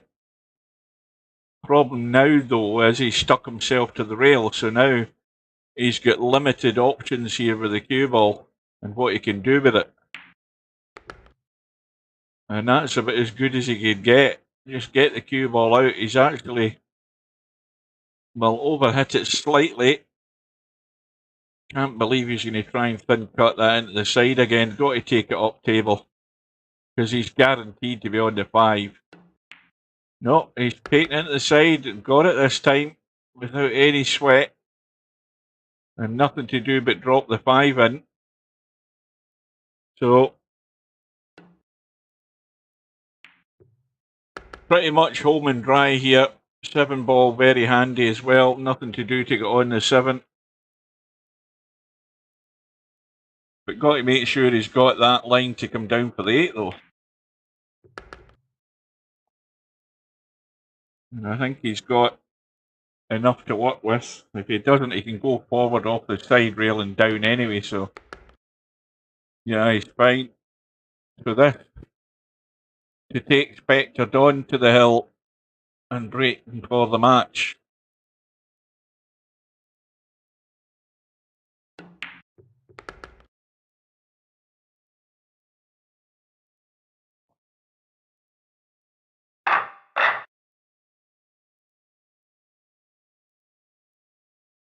Well, has Slim played his last shot?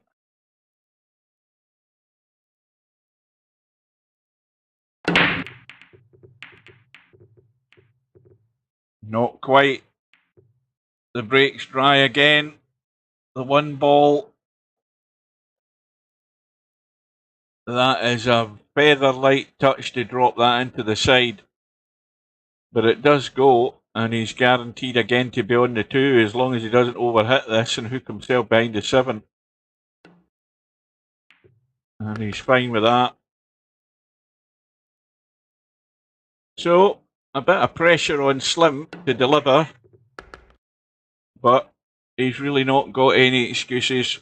I mean, he's got a nice angle in the 3, drop up table for the 4 into the side.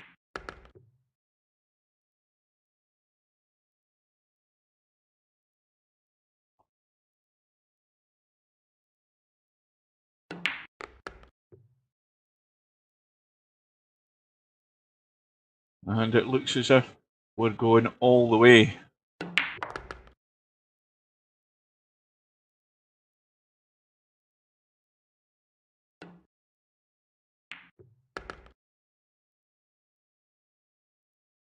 Just a little stopper.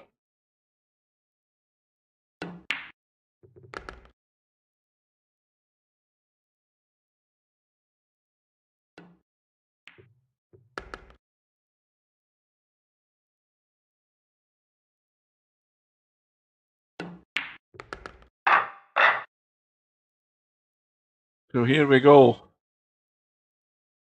Slim breaking for the match. And 6 ball goes in. 1 ball is on. Everything is there. He shouldn't really have a problem getting on the 4. Well, in order to do that, though, he needs to make sure that he's got enough angle in this 2 ball when he gets on it so that he can comfortably get in the 3. Now, this is just a wee bit fiddly. He's going to end up going up top of this, so he isn't. He's checked it. And that's where he wants to be, because that's fine. He can come off the rail, get past that 8 ball, and cut the 4. And he'll have a good angle to come down for the 5. So all is good. But what's the golden rule coming down for the 5? The golden rule is choose a side, but don't land on top of the 5. And that's perfect. As long as he's got an angle. As long as he's got an angle, and he's got an angle, that'll do, because he can spin this up. But if he's going to come in the shorter side, in fact, there's no short side, because that 7 ball's right in the middle diamond, but in behind that 8 ball is the danger, and he's got there. And that was well played. And he's also got the nice little angle in the 7 again, just to nip out for the 8. So, One Pocket Slim has survived the threat of the comeback. Well, he did come back because it's gone all the way, but Slim's held his nerve. And he's the man for the final.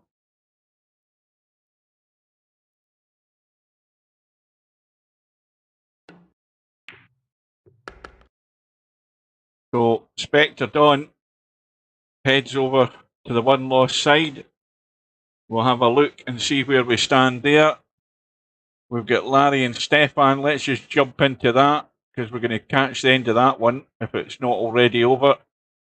And, well, Stefan at the point of no return, he's getting the 8 ball. And he's going to be back to within 1.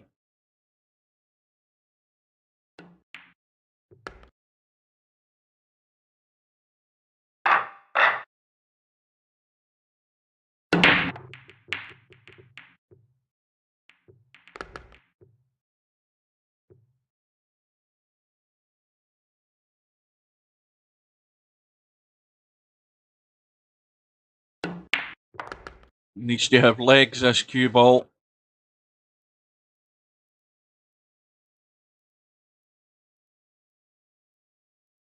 Well, he can pot the 3.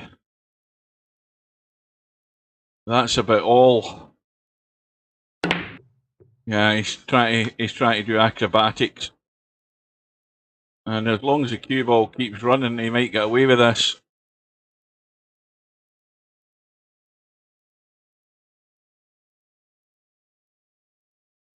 Well, that's far enough off to thin cut this 3 in. He's got to come across the table. No, he isn't. He's trying to duck.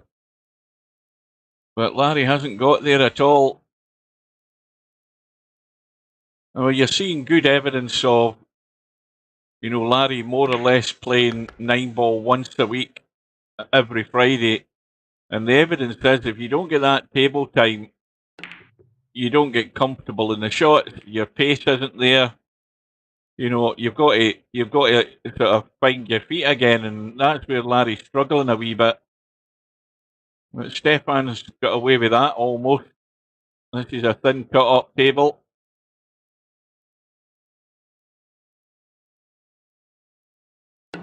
Well, he's playing the bank, but he wasn't lined up to play the bank there in my eyes. I'm not an expert in banks, but I don't think that was it. And, well, this is your opportunity, Stefan, to take this all the way.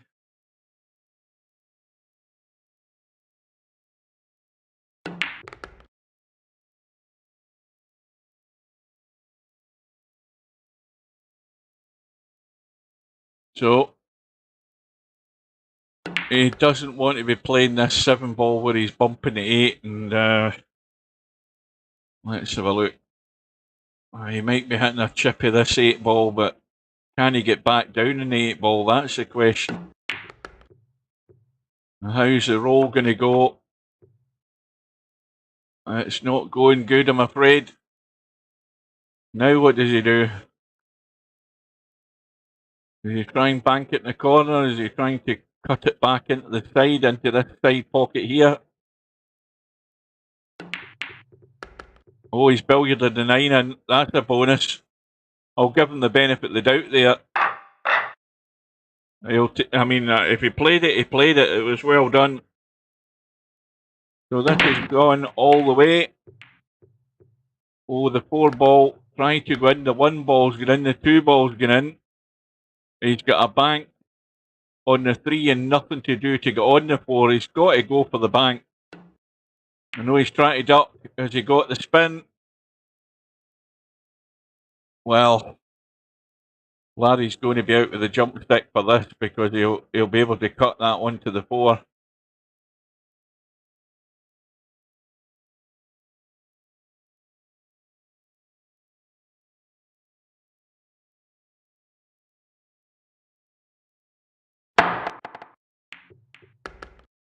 Oh, the 3 balls. Because the 3-ball hit the 4 thin, the 3 balls come back out along the rail. Now this is tough.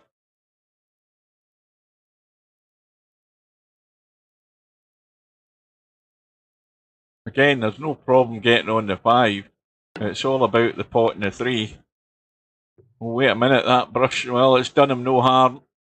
He's came out good.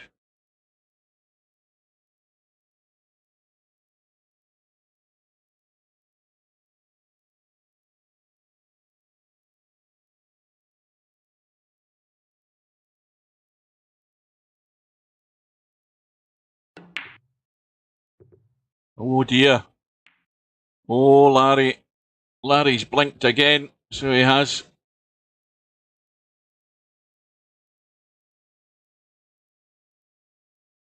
Now, what do you want us to address you as? I'm just going to call you semi-pro. I'm not having any of this you plonker Rodney shit. It's semi-pro or nothing at all. Good evening. That's the only thing you need to do. Get Steve to open up your name, get that sorted out, and have done with it. Well, we all know where this is going to go wrong, don't we? Stefan's going to hook himself on the 8-ball, isn't he? He's going to be that crazy to do that.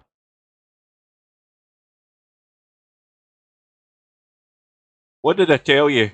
I mean, he's so predictable, but he's got it. Talk about blowing hot and cold. And Stefan falls over the line.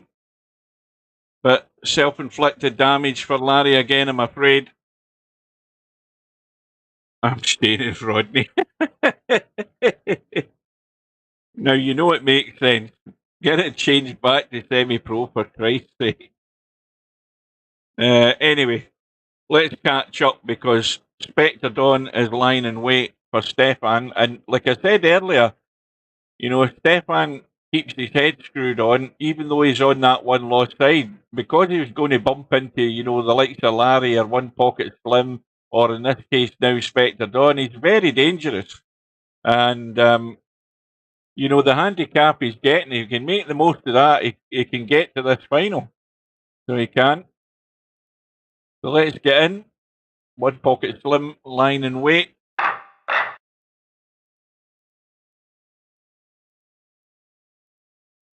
And off we go. Spectre Dawn has won the lag. And Stefan's getting a 6 ball. Now, that is extremely generous for him. And he's more than good enough to get the use of that 6 ball. Spectre Dawn's come up dry and he's come up safe. So there's this 8 ball's a problem because you want to come away from that one and go up top and try and duck behind the 7 and, you know, the 7-6 or the 5-9, and he can't get there.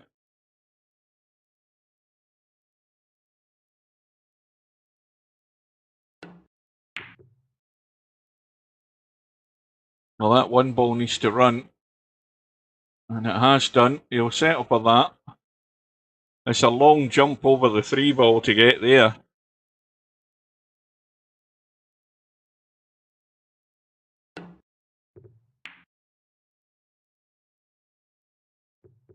Well, he almost got a roll there, Spectre Dawn. So here's Stefan's chance. Now, straight away, this is the problem.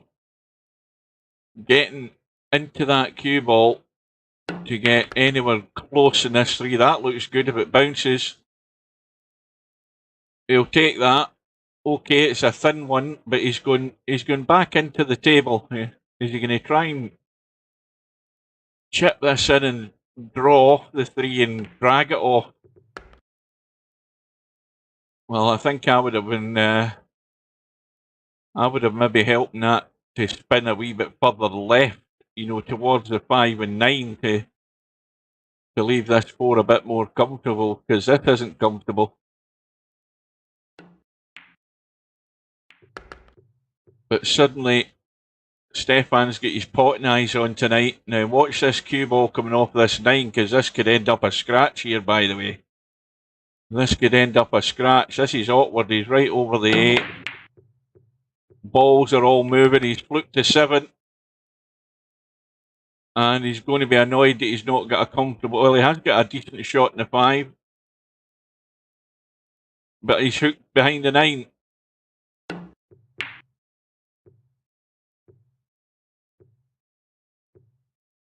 Cue ball stays in the table. Well, you've got to think that's Stefan's chance gone now.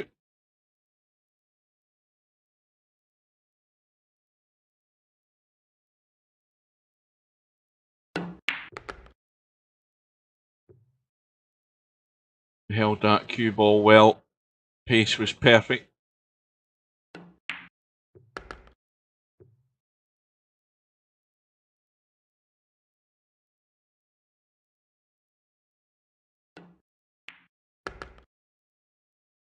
Well, it went wrong from that thin cut and the 3 into the side there, didn't it, for Stefan? He got himself out of line, recovered it with a 4 ball, but sooner or later it's going to be just one shot too many.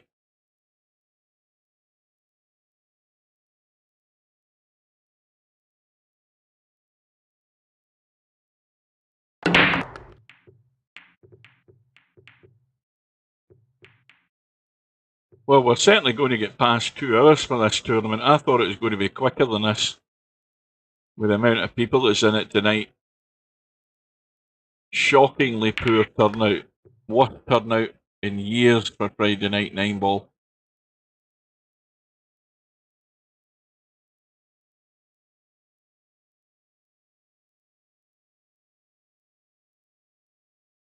Well, there's a small window to get onto this 3-ball here. And he's just overcooked it. And overcooked it by quite a bit. So out with the jump stick, looking for that thin edge to pot the 4. Not the 4, the 3. Jump over the 4 or over the edge of the 4. And he's got it, but of course no idea where the cue ball was ending up.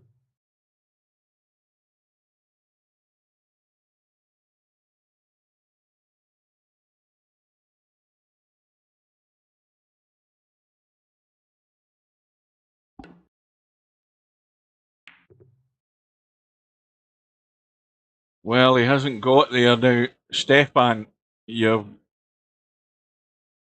is dangerous because if you try and get in behind the 7 and 8 here, you could end up banking the 4 by mistake. So he's got to be careful what he's up to here.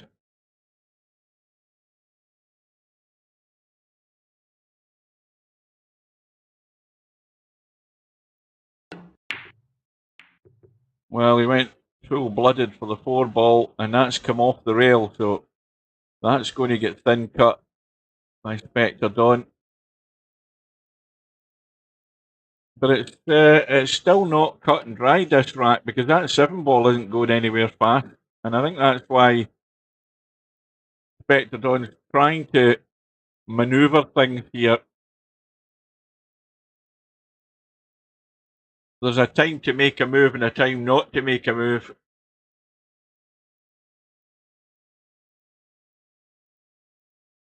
And likewise for Stefan, he can try and use this 7 and 8, but one thing he would have to get fairly tight. And the other problem is there's so much open space in the table that you're very likely to leave sight of this 4 ball. And Spectre Dawn's in a similar situation here. The only problem now is the 6 ball's in the way in terms of pushing that 4 ball out the way and trying to come around behind the 7 and 8.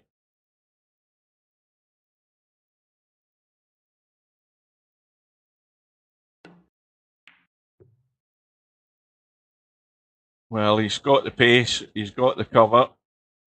No problem jumping this. But the one thing Stefan doesn't want to do is bang this 4 ball, send it around the table, and somehow it collides with the 7 and 8. It's unlikely that's going to happen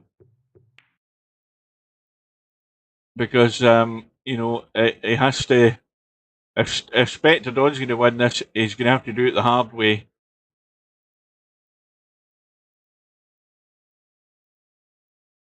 And find a way to get this 7 and 8 in the open.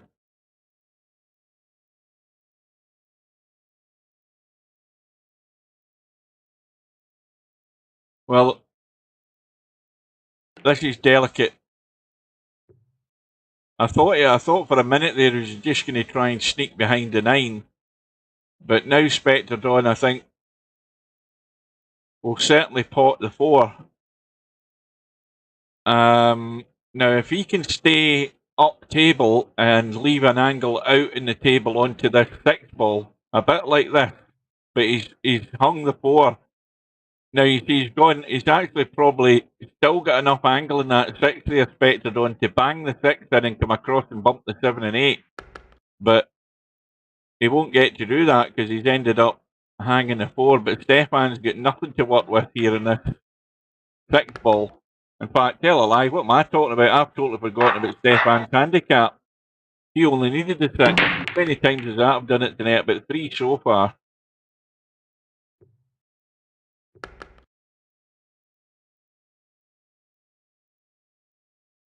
Well, it doesn't matter. It's 1 apiece. Stefan's got a ball. The 5 ball has gone. A shot in the 1. In fact, the 2 ball had gone as well. Thin 1 in the 3. And that's how thin they are. Now, he's got lucky as well. That bump in the 4 and the cue ball. He could only see half of the 3 or an edge of the 3. And the 9 ball's a problem here. If you're trying to just sneak down past it, or you're trying to come across over to the 4 and the 7. This is dodgy.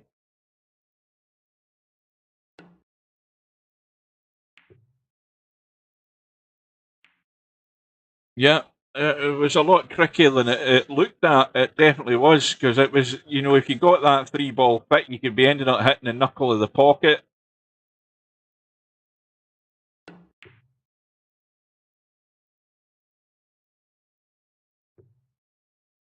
Now then, well, I mean, the 7 ball's in the way of the jump shot, isn't it? And if he jumps right over the edge of that 7 at this distance, he's dead straight in the 3. Yeah, he managed to pinch it a bit. Oh, he's got a toughie though.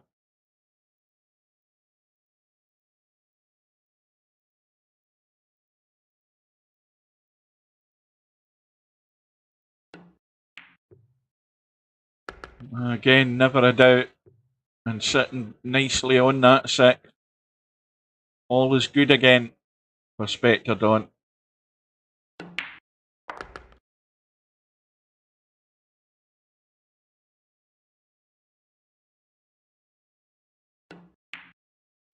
Well, at the moment, Spectre Dawn is on the revenge trail here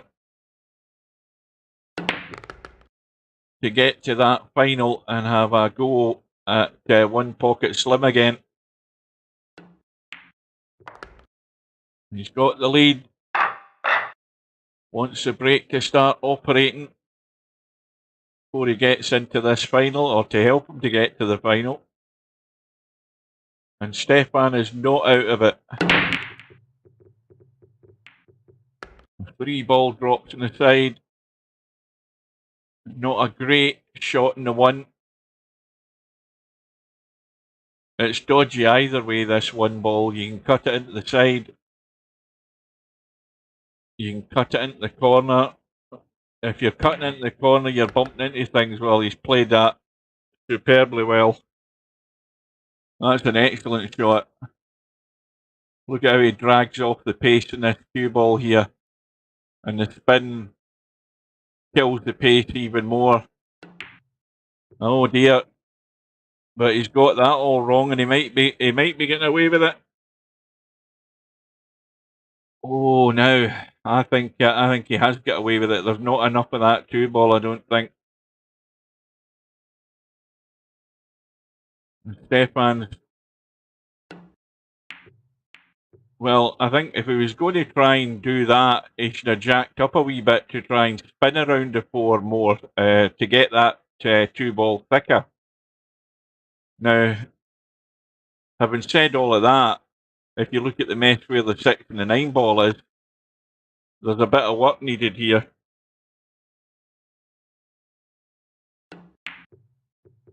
And this is all going to hinge on how Spectre Dawn gets in the 5. And this is not great for a start, the way he's sitting in the 4. Because he wants to be able to play that 5 ball and have a bump or run into those balls to get something open. Now he might be there, or he might be too much. I think he's too much. Can he go to the rail and spin it left English? Yeah. Oh, that's beautiful. Superb shot. The left English into the rail and splits into the 7 and 9 and leaves the 6 on. Couldn't have worked out any better.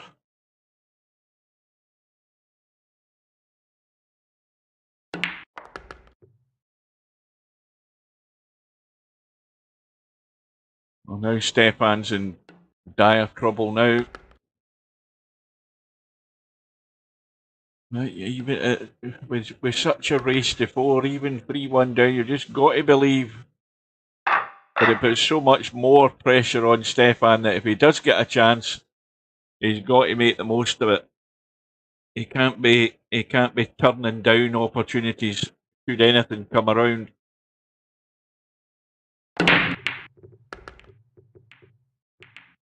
But he might not be getting any opportunity. I think the 3 ball went.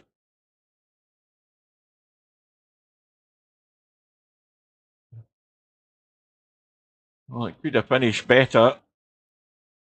Now, if he goes 2 rails, he's back out for the 2 past that 6, because it does go. And he's got probably as good a line as he could expect. He could have done with going a wee bit straighter, and that's the problem with this angle. He could take an edge of that 6, but he's, again, didn't even flinch. Didn't sit there thinking about it, just got down, sighted it, played the shot, and got on with it. So the longer you think about that and how tight it is, the more likely you are to make a complete hash of it.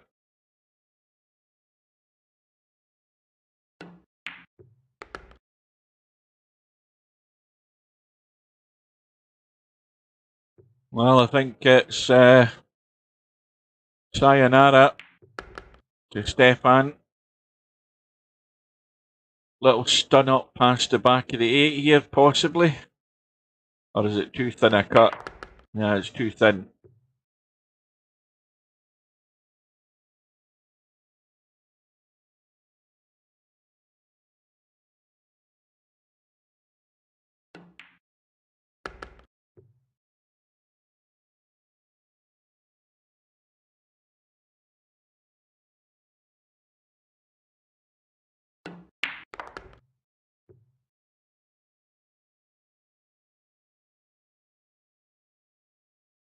Well, we have the revenge match all set.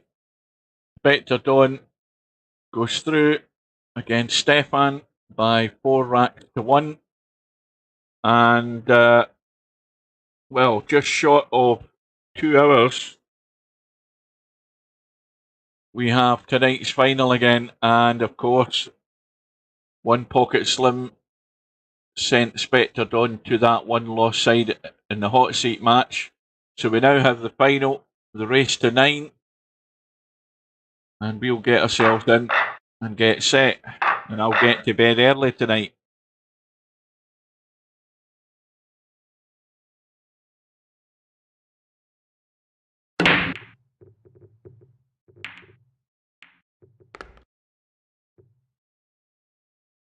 So we're just waiting on... Did we get 8 in? I thought we only had 6.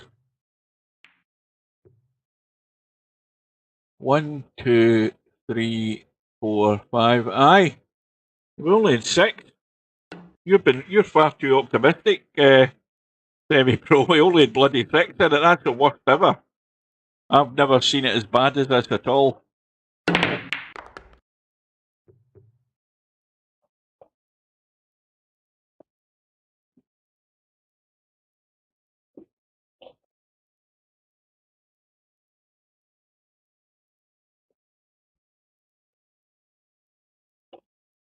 Well, I'm not saying I told you so, but I told you all, you know, we shouldn't have snooker in the middle of the summer. It should always be ran in April. It always was when I run it.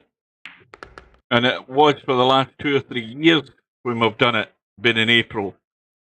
And all of that needs to be sorted out. We definitely do need to have a core amount of tournaments that are listed as World Championships, and they should be running at a set time each year and have done with it. And that's it. And anything else is going to run concurrently with one of those tournaments.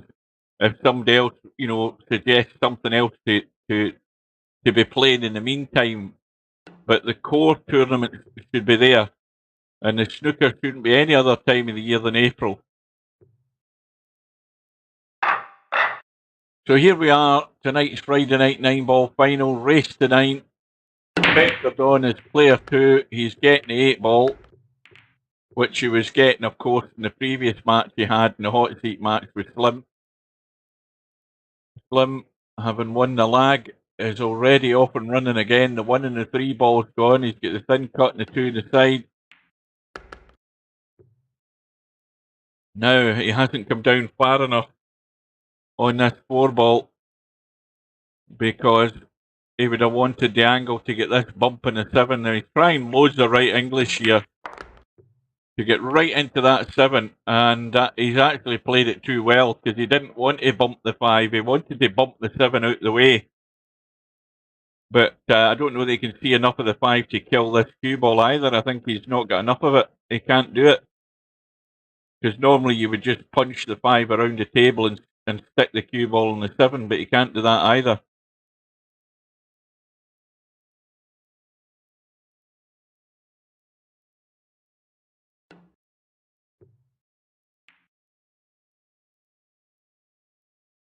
We'll settle for that.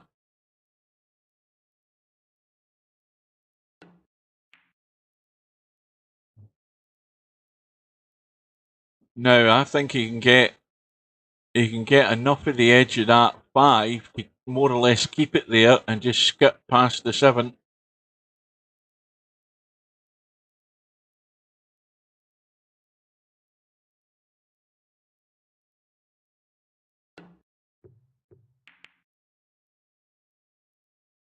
And that's not a bad response from Spectre Dawn. Now Slim would have normally went up and down the table to kick at this 5 ball, but he can't get the line because the 9 ball's in the way.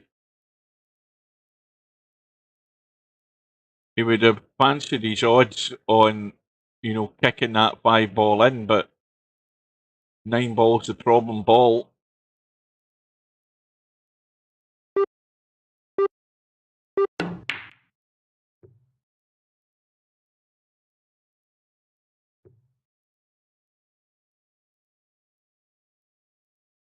Well, I don't think he'll be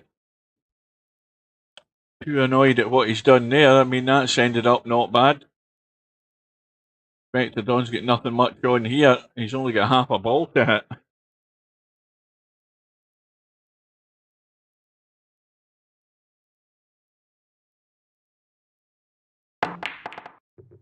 Oh, he tried the combo. It did everything but go in.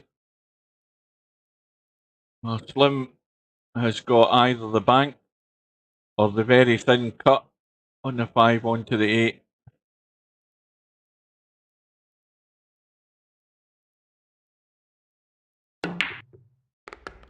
Nails the bank. It was the bank. I'm falling asleep here. Well, I don't think he'll do much other than just roll the 6 in and leave the long 7. He's stuck to the rail. Can't really do much.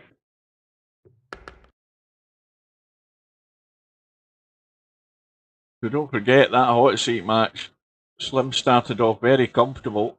Was 3-0 in the lead. And I think the main thing with that first match is Spectre Dawn never really got on a roll. He'd certainly 2 dry breaks he had, but it did eventually end up going all the way.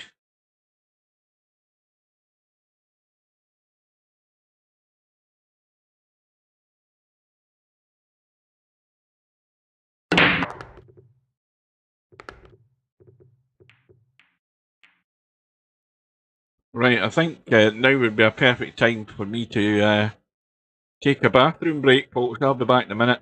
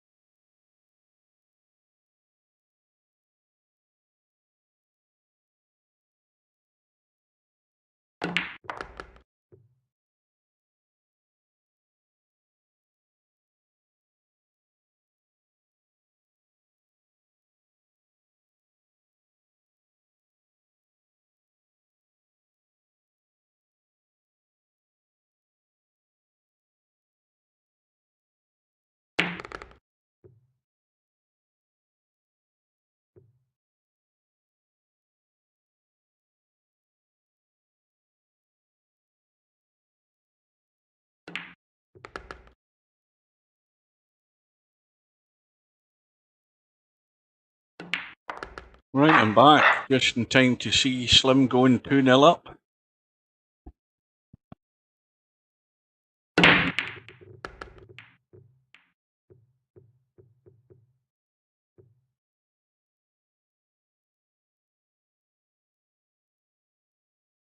Sixth ball is gone. Sitting not too bad in the one. Now he's just got to watch how he plays this one, because if he gets into this cue ball too much, he's got to open it out to see the two up there. He's got to watch the side pocket. And he's played it well. Couldn't have played that much better. Just tricky with the side pocket been there.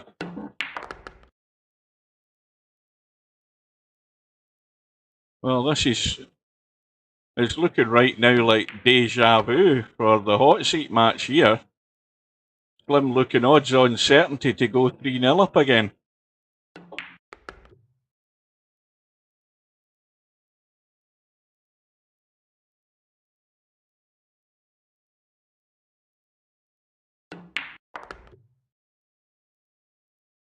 Big chunk of right hand side in that cue ball there. Square it up.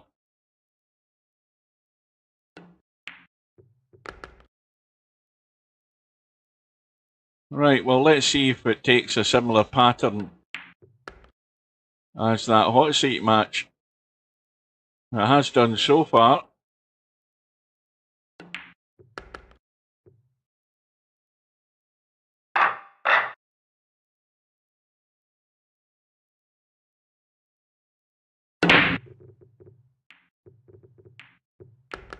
This time, 3 balls going into the side.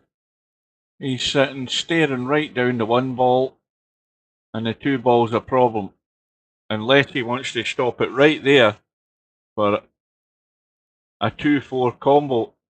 I mean, that's lined up pretty good. There's just the gap between the two of them. But in fact, the angle he's got in the 1, there's no way he's holding it for that. So he may well just dink up table for the 2 into the side. I can't see where the problem is with that. He just has to get down here. And that'll do very nicely indeed. That's perfect. Just rolls forward, but he's got to roll forward and get out into the table. And that'll do it.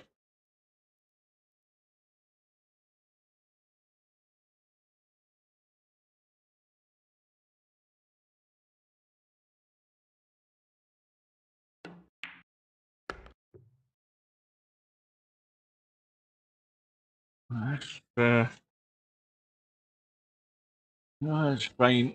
Just a straight in drop, but he doesn't want to roll through to the rail. Got to leave that angle. And he's got that.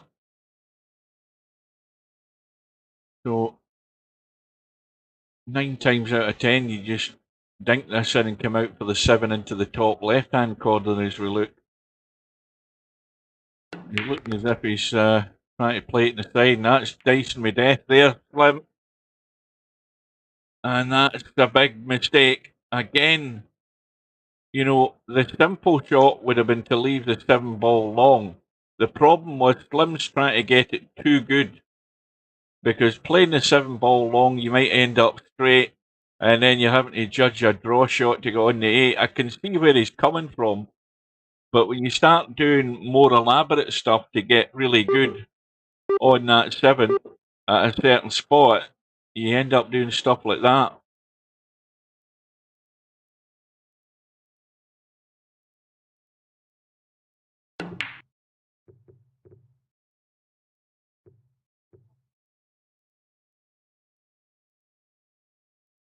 Well, again, it's similar enough to the first match.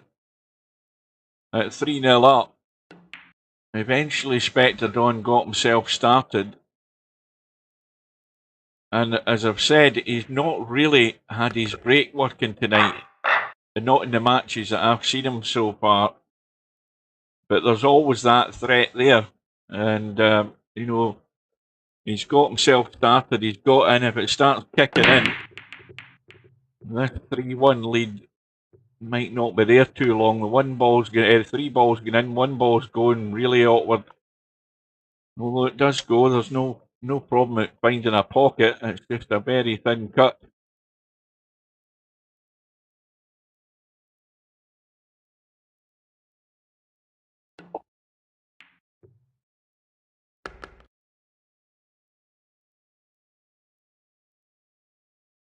I don't think there's...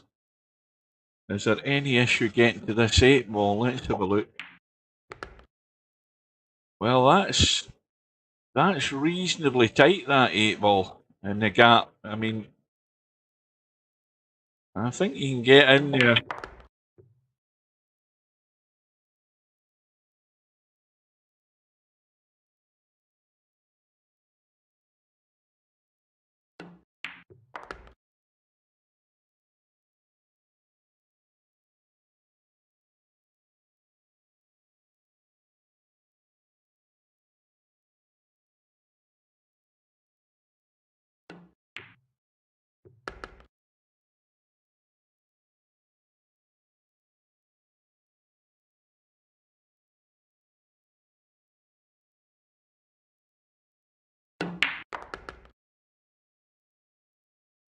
Well, he's made sure he's seen as much of the 8 ball as he can.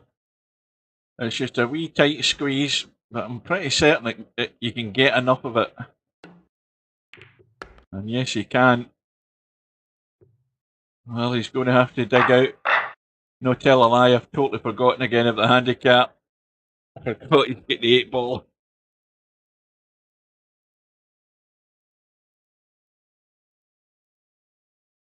Well, if I remember right, I think we got to... Was it 3-2 or 3 each, and then Slim took the lead again in that first match? I can't remember properly now, but it's definitely taken a very similar pattern this already.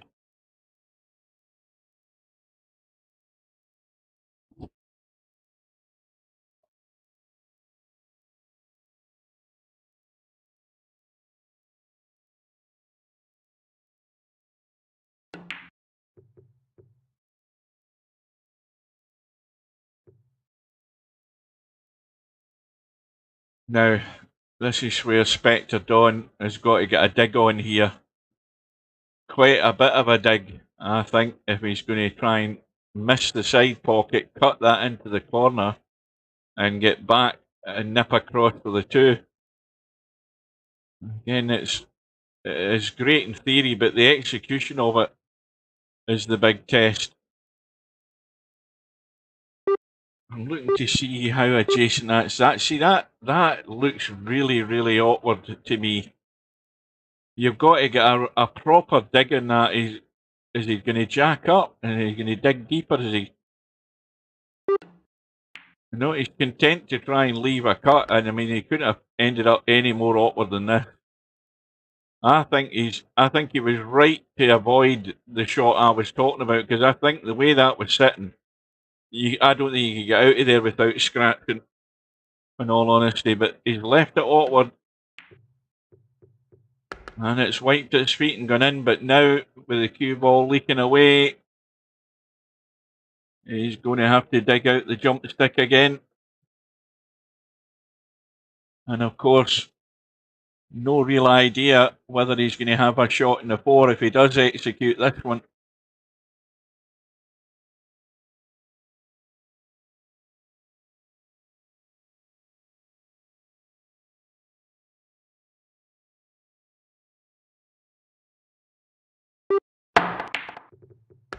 Oh, that was well done, but of course, this needs to keep going if it's going to open up any more angle in that 4. And he's not got enough of it, I don't think, has he? I don't think he has. I think he's cutting that to the short rail. I don't think he can pot it.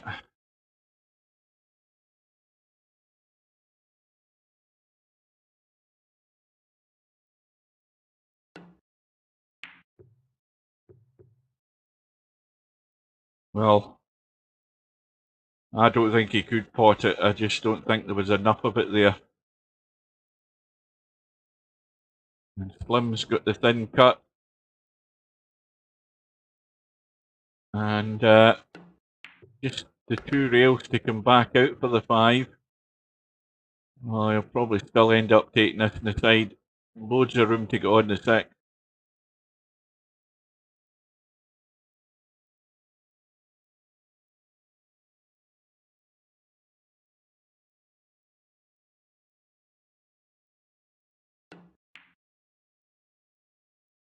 He's overcut it. Would you believe it? Well, that's a mistake. Most certainly.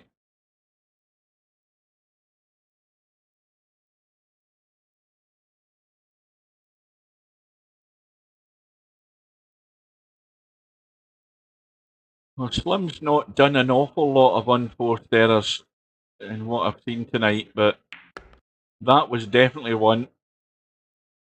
Where's this cue ball ending? Is it top of the 6? Yes, it is. Where you don't want to be.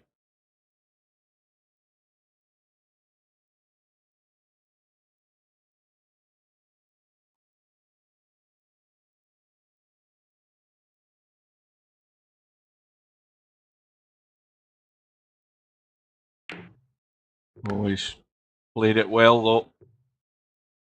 Took his time, got it sighted. It was thin, but picked the line perfect and sitting pretty nicely on this 7 as well.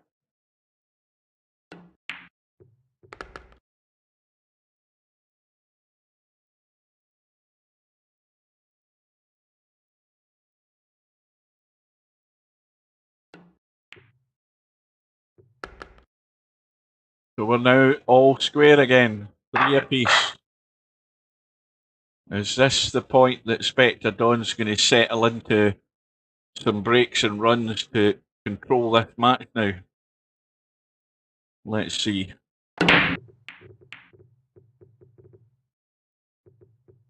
Oh, yeah, the 2 balls, thinking about it, in it goes. The 1 ball, I'm pretty certain he can get to that to pot it. At least I'm certain enough. Yeah.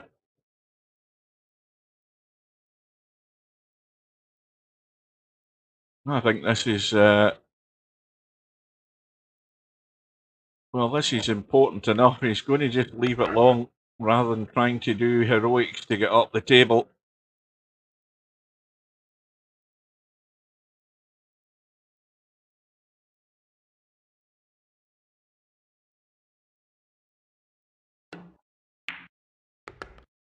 Oh, he's going to land on top of this again.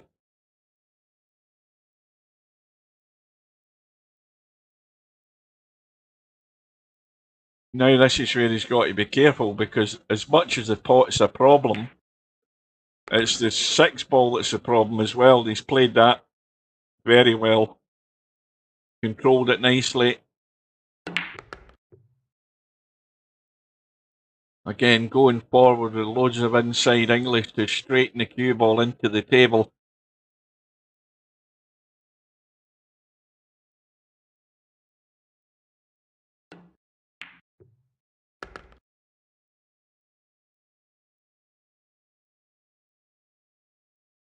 Well, it's very likely now that Spectre Dawn is going to be in the lead in tonight's final for the first time.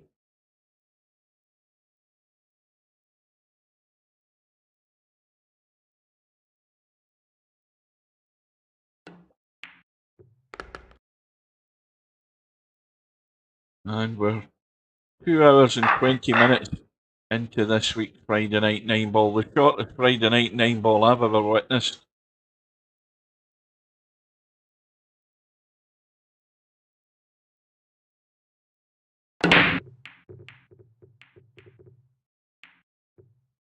But Spectre Dawn's break has deserted him again. It's dry, but at least he's not left anything on. But Slim will definitely have him in trouble here in a second.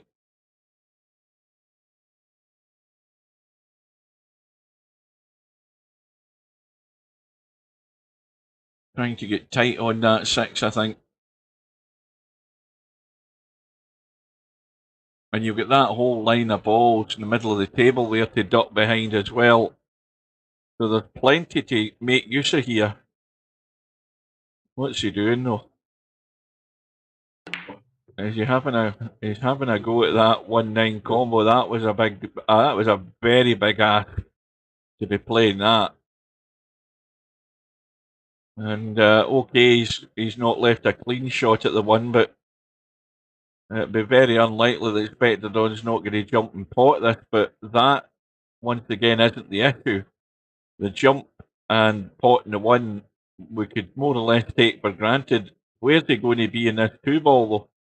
Because he's got no control on the cue ball.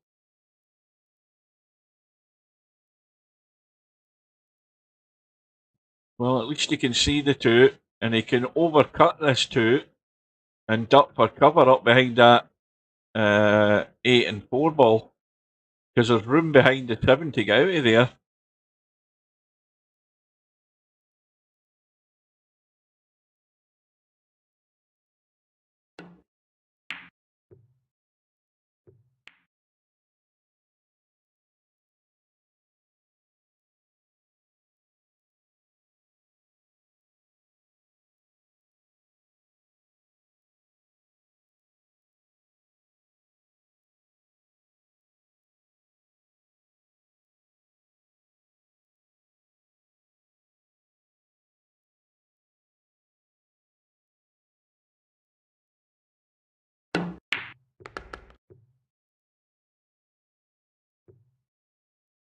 Yeah, I think Spectre Dawn missed a trick there. I think the thin cut and the overcut on the 2 and the escape behind the 7 ball up table, heading up towards the 9 and behind the 7, the 8 and the 4 ball. I think that was a better idea that I had to what Spectre Dawn decided to play there.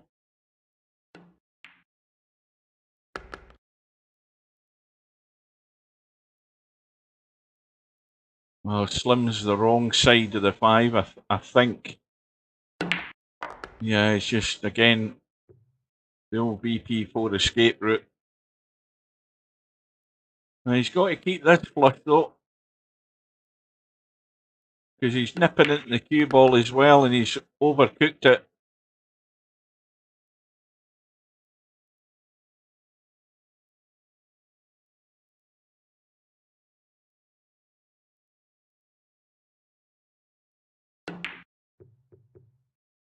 Yeah, you will run out of pots eventually. So now this could be the big turning point here. Spectre Dawn with an easy out, just needing a 7 and 8, and he'll have a 2-rack lead. And we've been waiting all night for Spectre Dawn's break to kick in and get that roll of 2-3 racks in a row.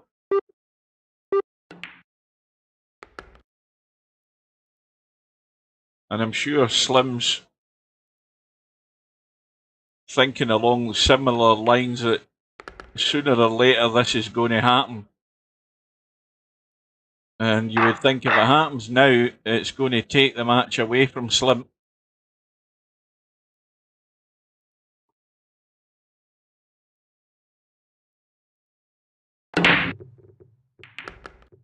Well, he's got the first part of the plan. I think the 1 ball's gone. But the second part is going to have to be a jump. And he's going to have to cut this in slightly because he doesn't want to somehow end up following the 2 ball in. He's got to sort of send this in at a slight angle. And the cue ball tried its best to scratch. But he's the 3 ball hanging over the pocket. He'd have been really unlucky not to have some sort of shot. So again, this is probably the make or break shot for the rack here. Potting this 3 and probably coming across the table twice to get the 4 ball into this bottom right.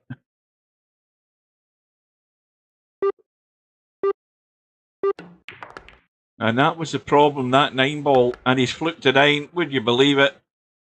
And suddenly it's 6-3. Well, there's a bonus that Slim didn't want happening at that precise time. And that might be the first nail in Slim's coffin tonight.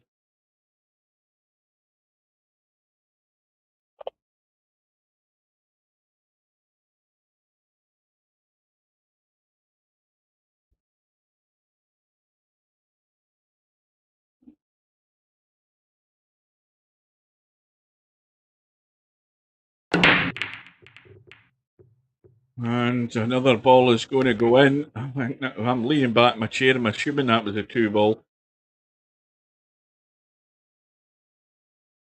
Because I'm in want to get to bed mode now. So no shot for Spectre. And again, the push out is a bit tricky as well. Where does he go with this cue ball here for a push out? Where he's not leaving Slim a decent sight in the 1 while he's... I think Slim might put him back in here. Or again, Slim can overcut the 1 and send it to the top rail. Go thin off the 1, send it to the top rail and come back down behind the 7. He's got that shot on here. Just send that 1 that way so that it's going there, thin off the 1 and come down this way towards the 7. That's a shot. And it doesn't look too difficult to execute it either, because you've got to get that 1 ball to the top rail. Like that, and down there like that, and that's commentator's eye. That's perfect. That was a shot.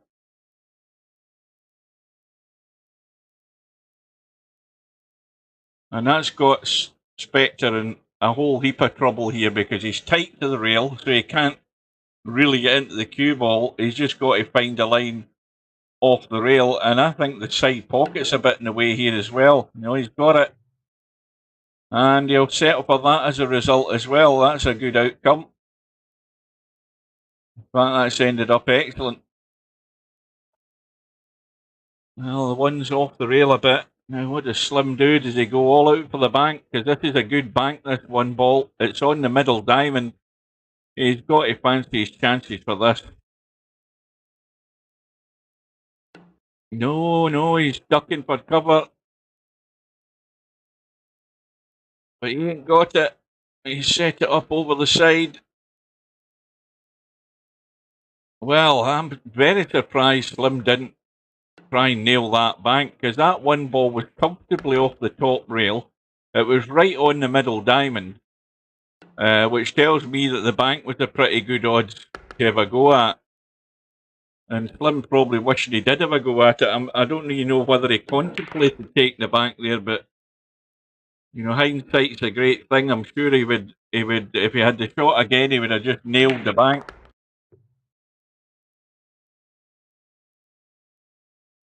Well, that was the glimmer of hope there for... what am I talking about? With Spectre on, I'm definitely falling asleep.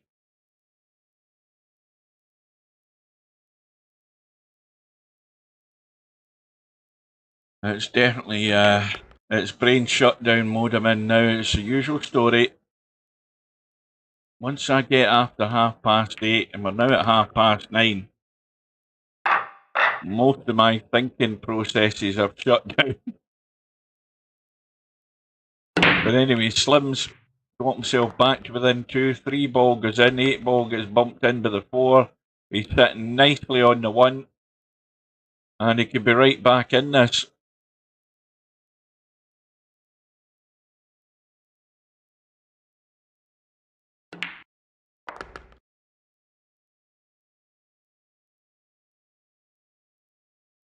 Well, you can certainly run forward here.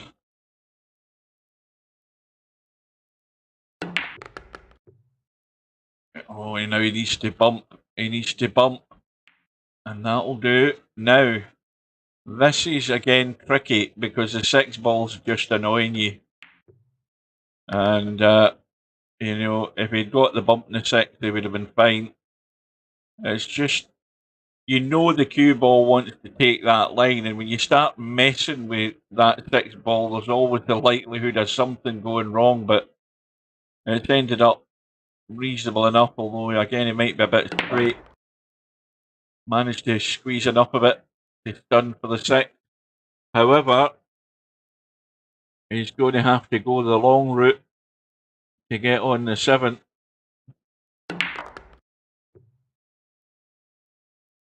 And that's going to bump reasonable enough. Now, is he quite happy to run over to the side pocket here? No, he isn't. He's going to nip back and play it up into the corner. Because he could have ran over that way, but again, you're messing with the side pocket. So didn't get himself into that trouble.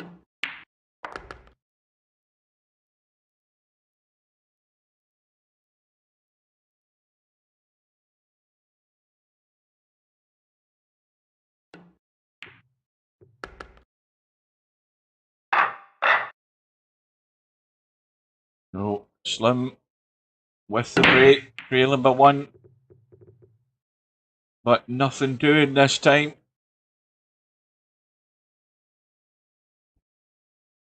And now, 1 ball doesn't go.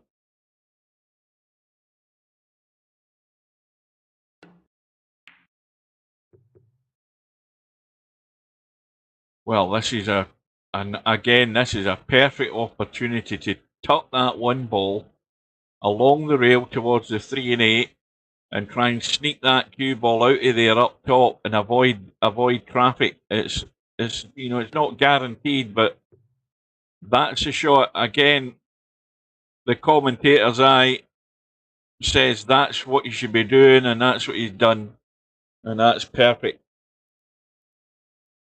The only problem with the shot was bumping the 6. You know, you're trying to avoid to bump the 6. Now, did he hit that there and fluke it, or did he hit the other ball first? Oh, he's actually fluked it. What a bonus that is. Oh, he's going to have to play the little combo. 2 ball sits open, and all of a sudden, that 1 shot there has turned this rack in its head. Slim had himself in a very strong position. You can't legislate for that. I mean, he had Spectre Dawn back against the wall there, and he's managed to kick at it. It goes along the rail and goes in. And with Slim looking odds on that he was going to be back all square, it's going to be a big swing. A big 2-rack swing here.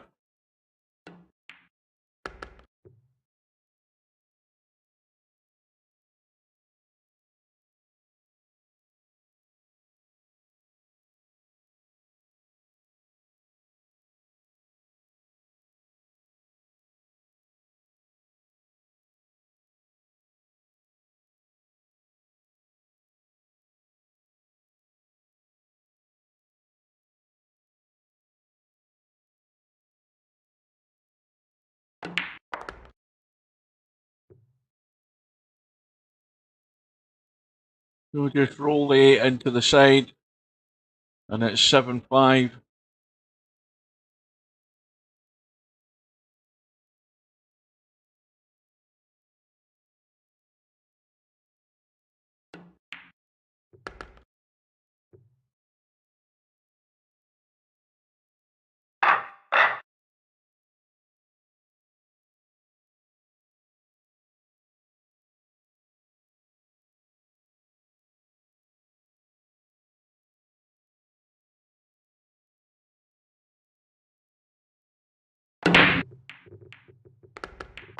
And balls are flying in.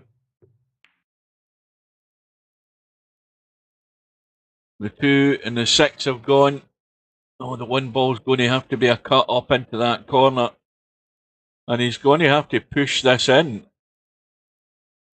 And this is awkward because he's got to make sure he gets this cue ball rolling to come back across for the 3 if he's going to do the up table. He's looking at an alternative option here. I don't know whether is he trying to pot that 8. It looks as if he is.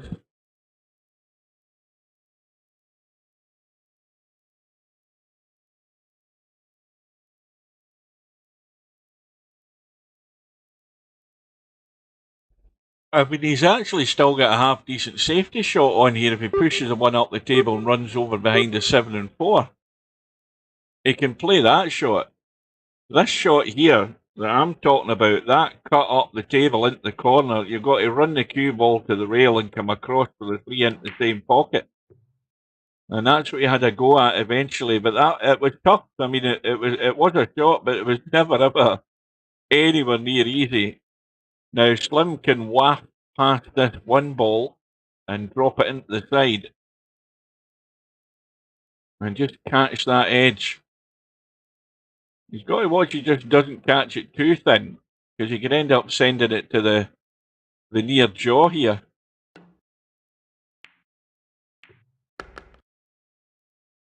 Oh, if only he'd hit that harder. Because this isn't a gimme either. He's sitting in an ugly shape on this 3 ball. This is horrible. It's horrible for 2 reasons. It's a bad enough shot, the 3 ball. The other problem's the 8 ball, where it is and adjacent to the 4. To get on the 4 is a big shot.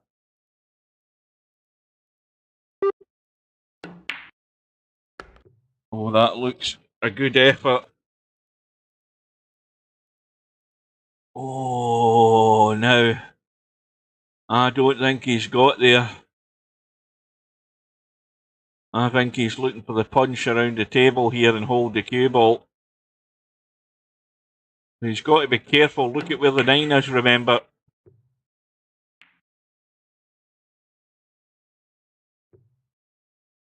Oh, now. Now, what does Spectre Don do? Is he going to try and half cut this 4 and roll the cue ball onto the 9, because you could end up following the 9 in? I mean, that's a shot you could play easily if you could get it clean. But he's having to jump across it here. Let's look on that side. Is he trying to get I think he's trying to get the thin edge in this 4 back. Yeah, he can certainly play that. Yeah, never a doubt.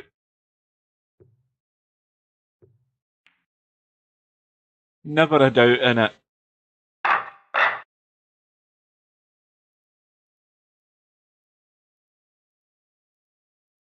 So, Spectre Dawn on the hill. 8 racks to 5 in front.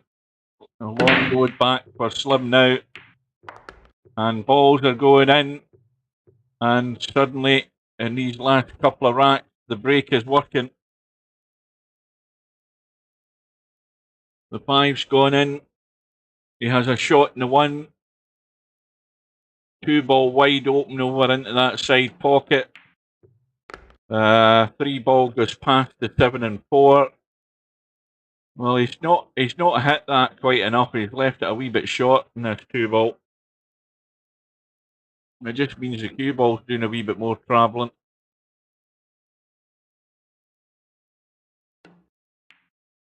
Yeah, he's content just to leave it long. Now, well, if he plays the big stun and hammers this in, he can stun past the 7. Oh no, he's not even risking that. The line that he had was tight enough, he thought he could squeeze past the 7, and he has done. That's worked out even better than my idea. Well, it's all over now. So Spectre Dawn will have his revenge.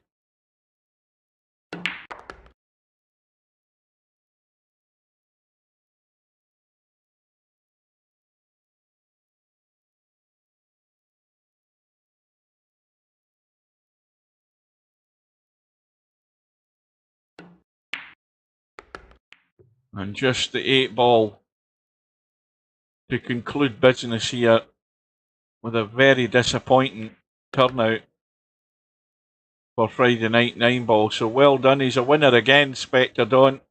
Revenge is sweet.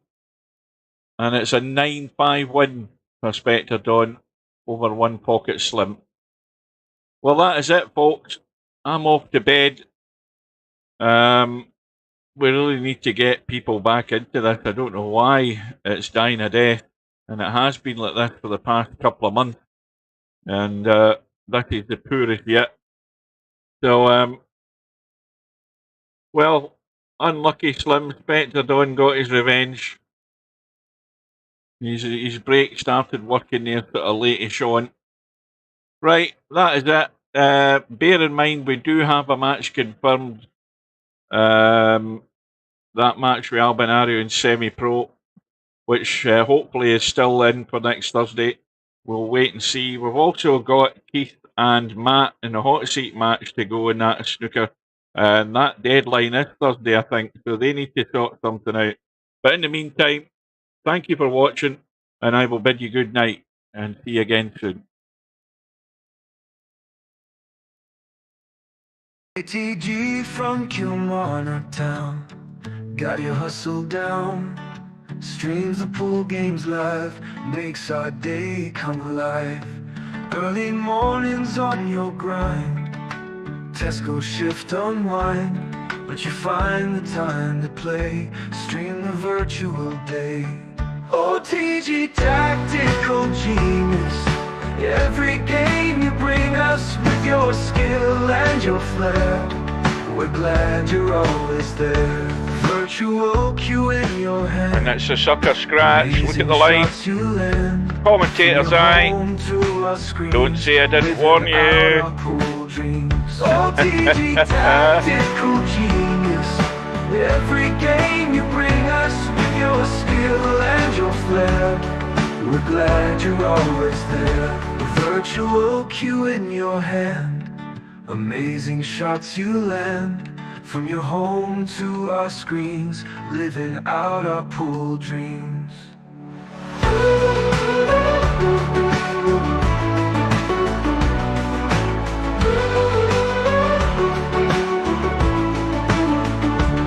Early riser, work all done, streams the games just for fun.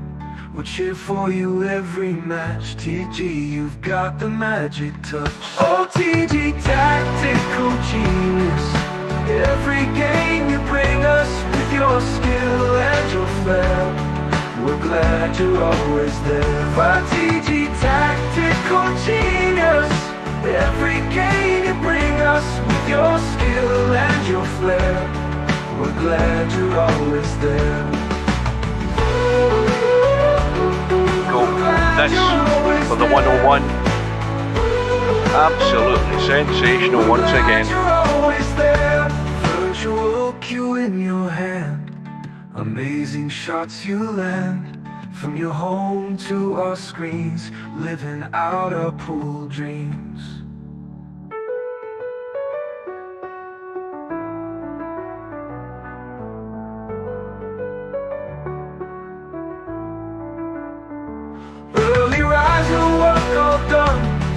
The games just for fun, we'll cheer for you every match. TG, you've got the magic touch. OTG tactical genius, every game you bring us with your skill and your flair. We're glad you're always there. That was fantastic.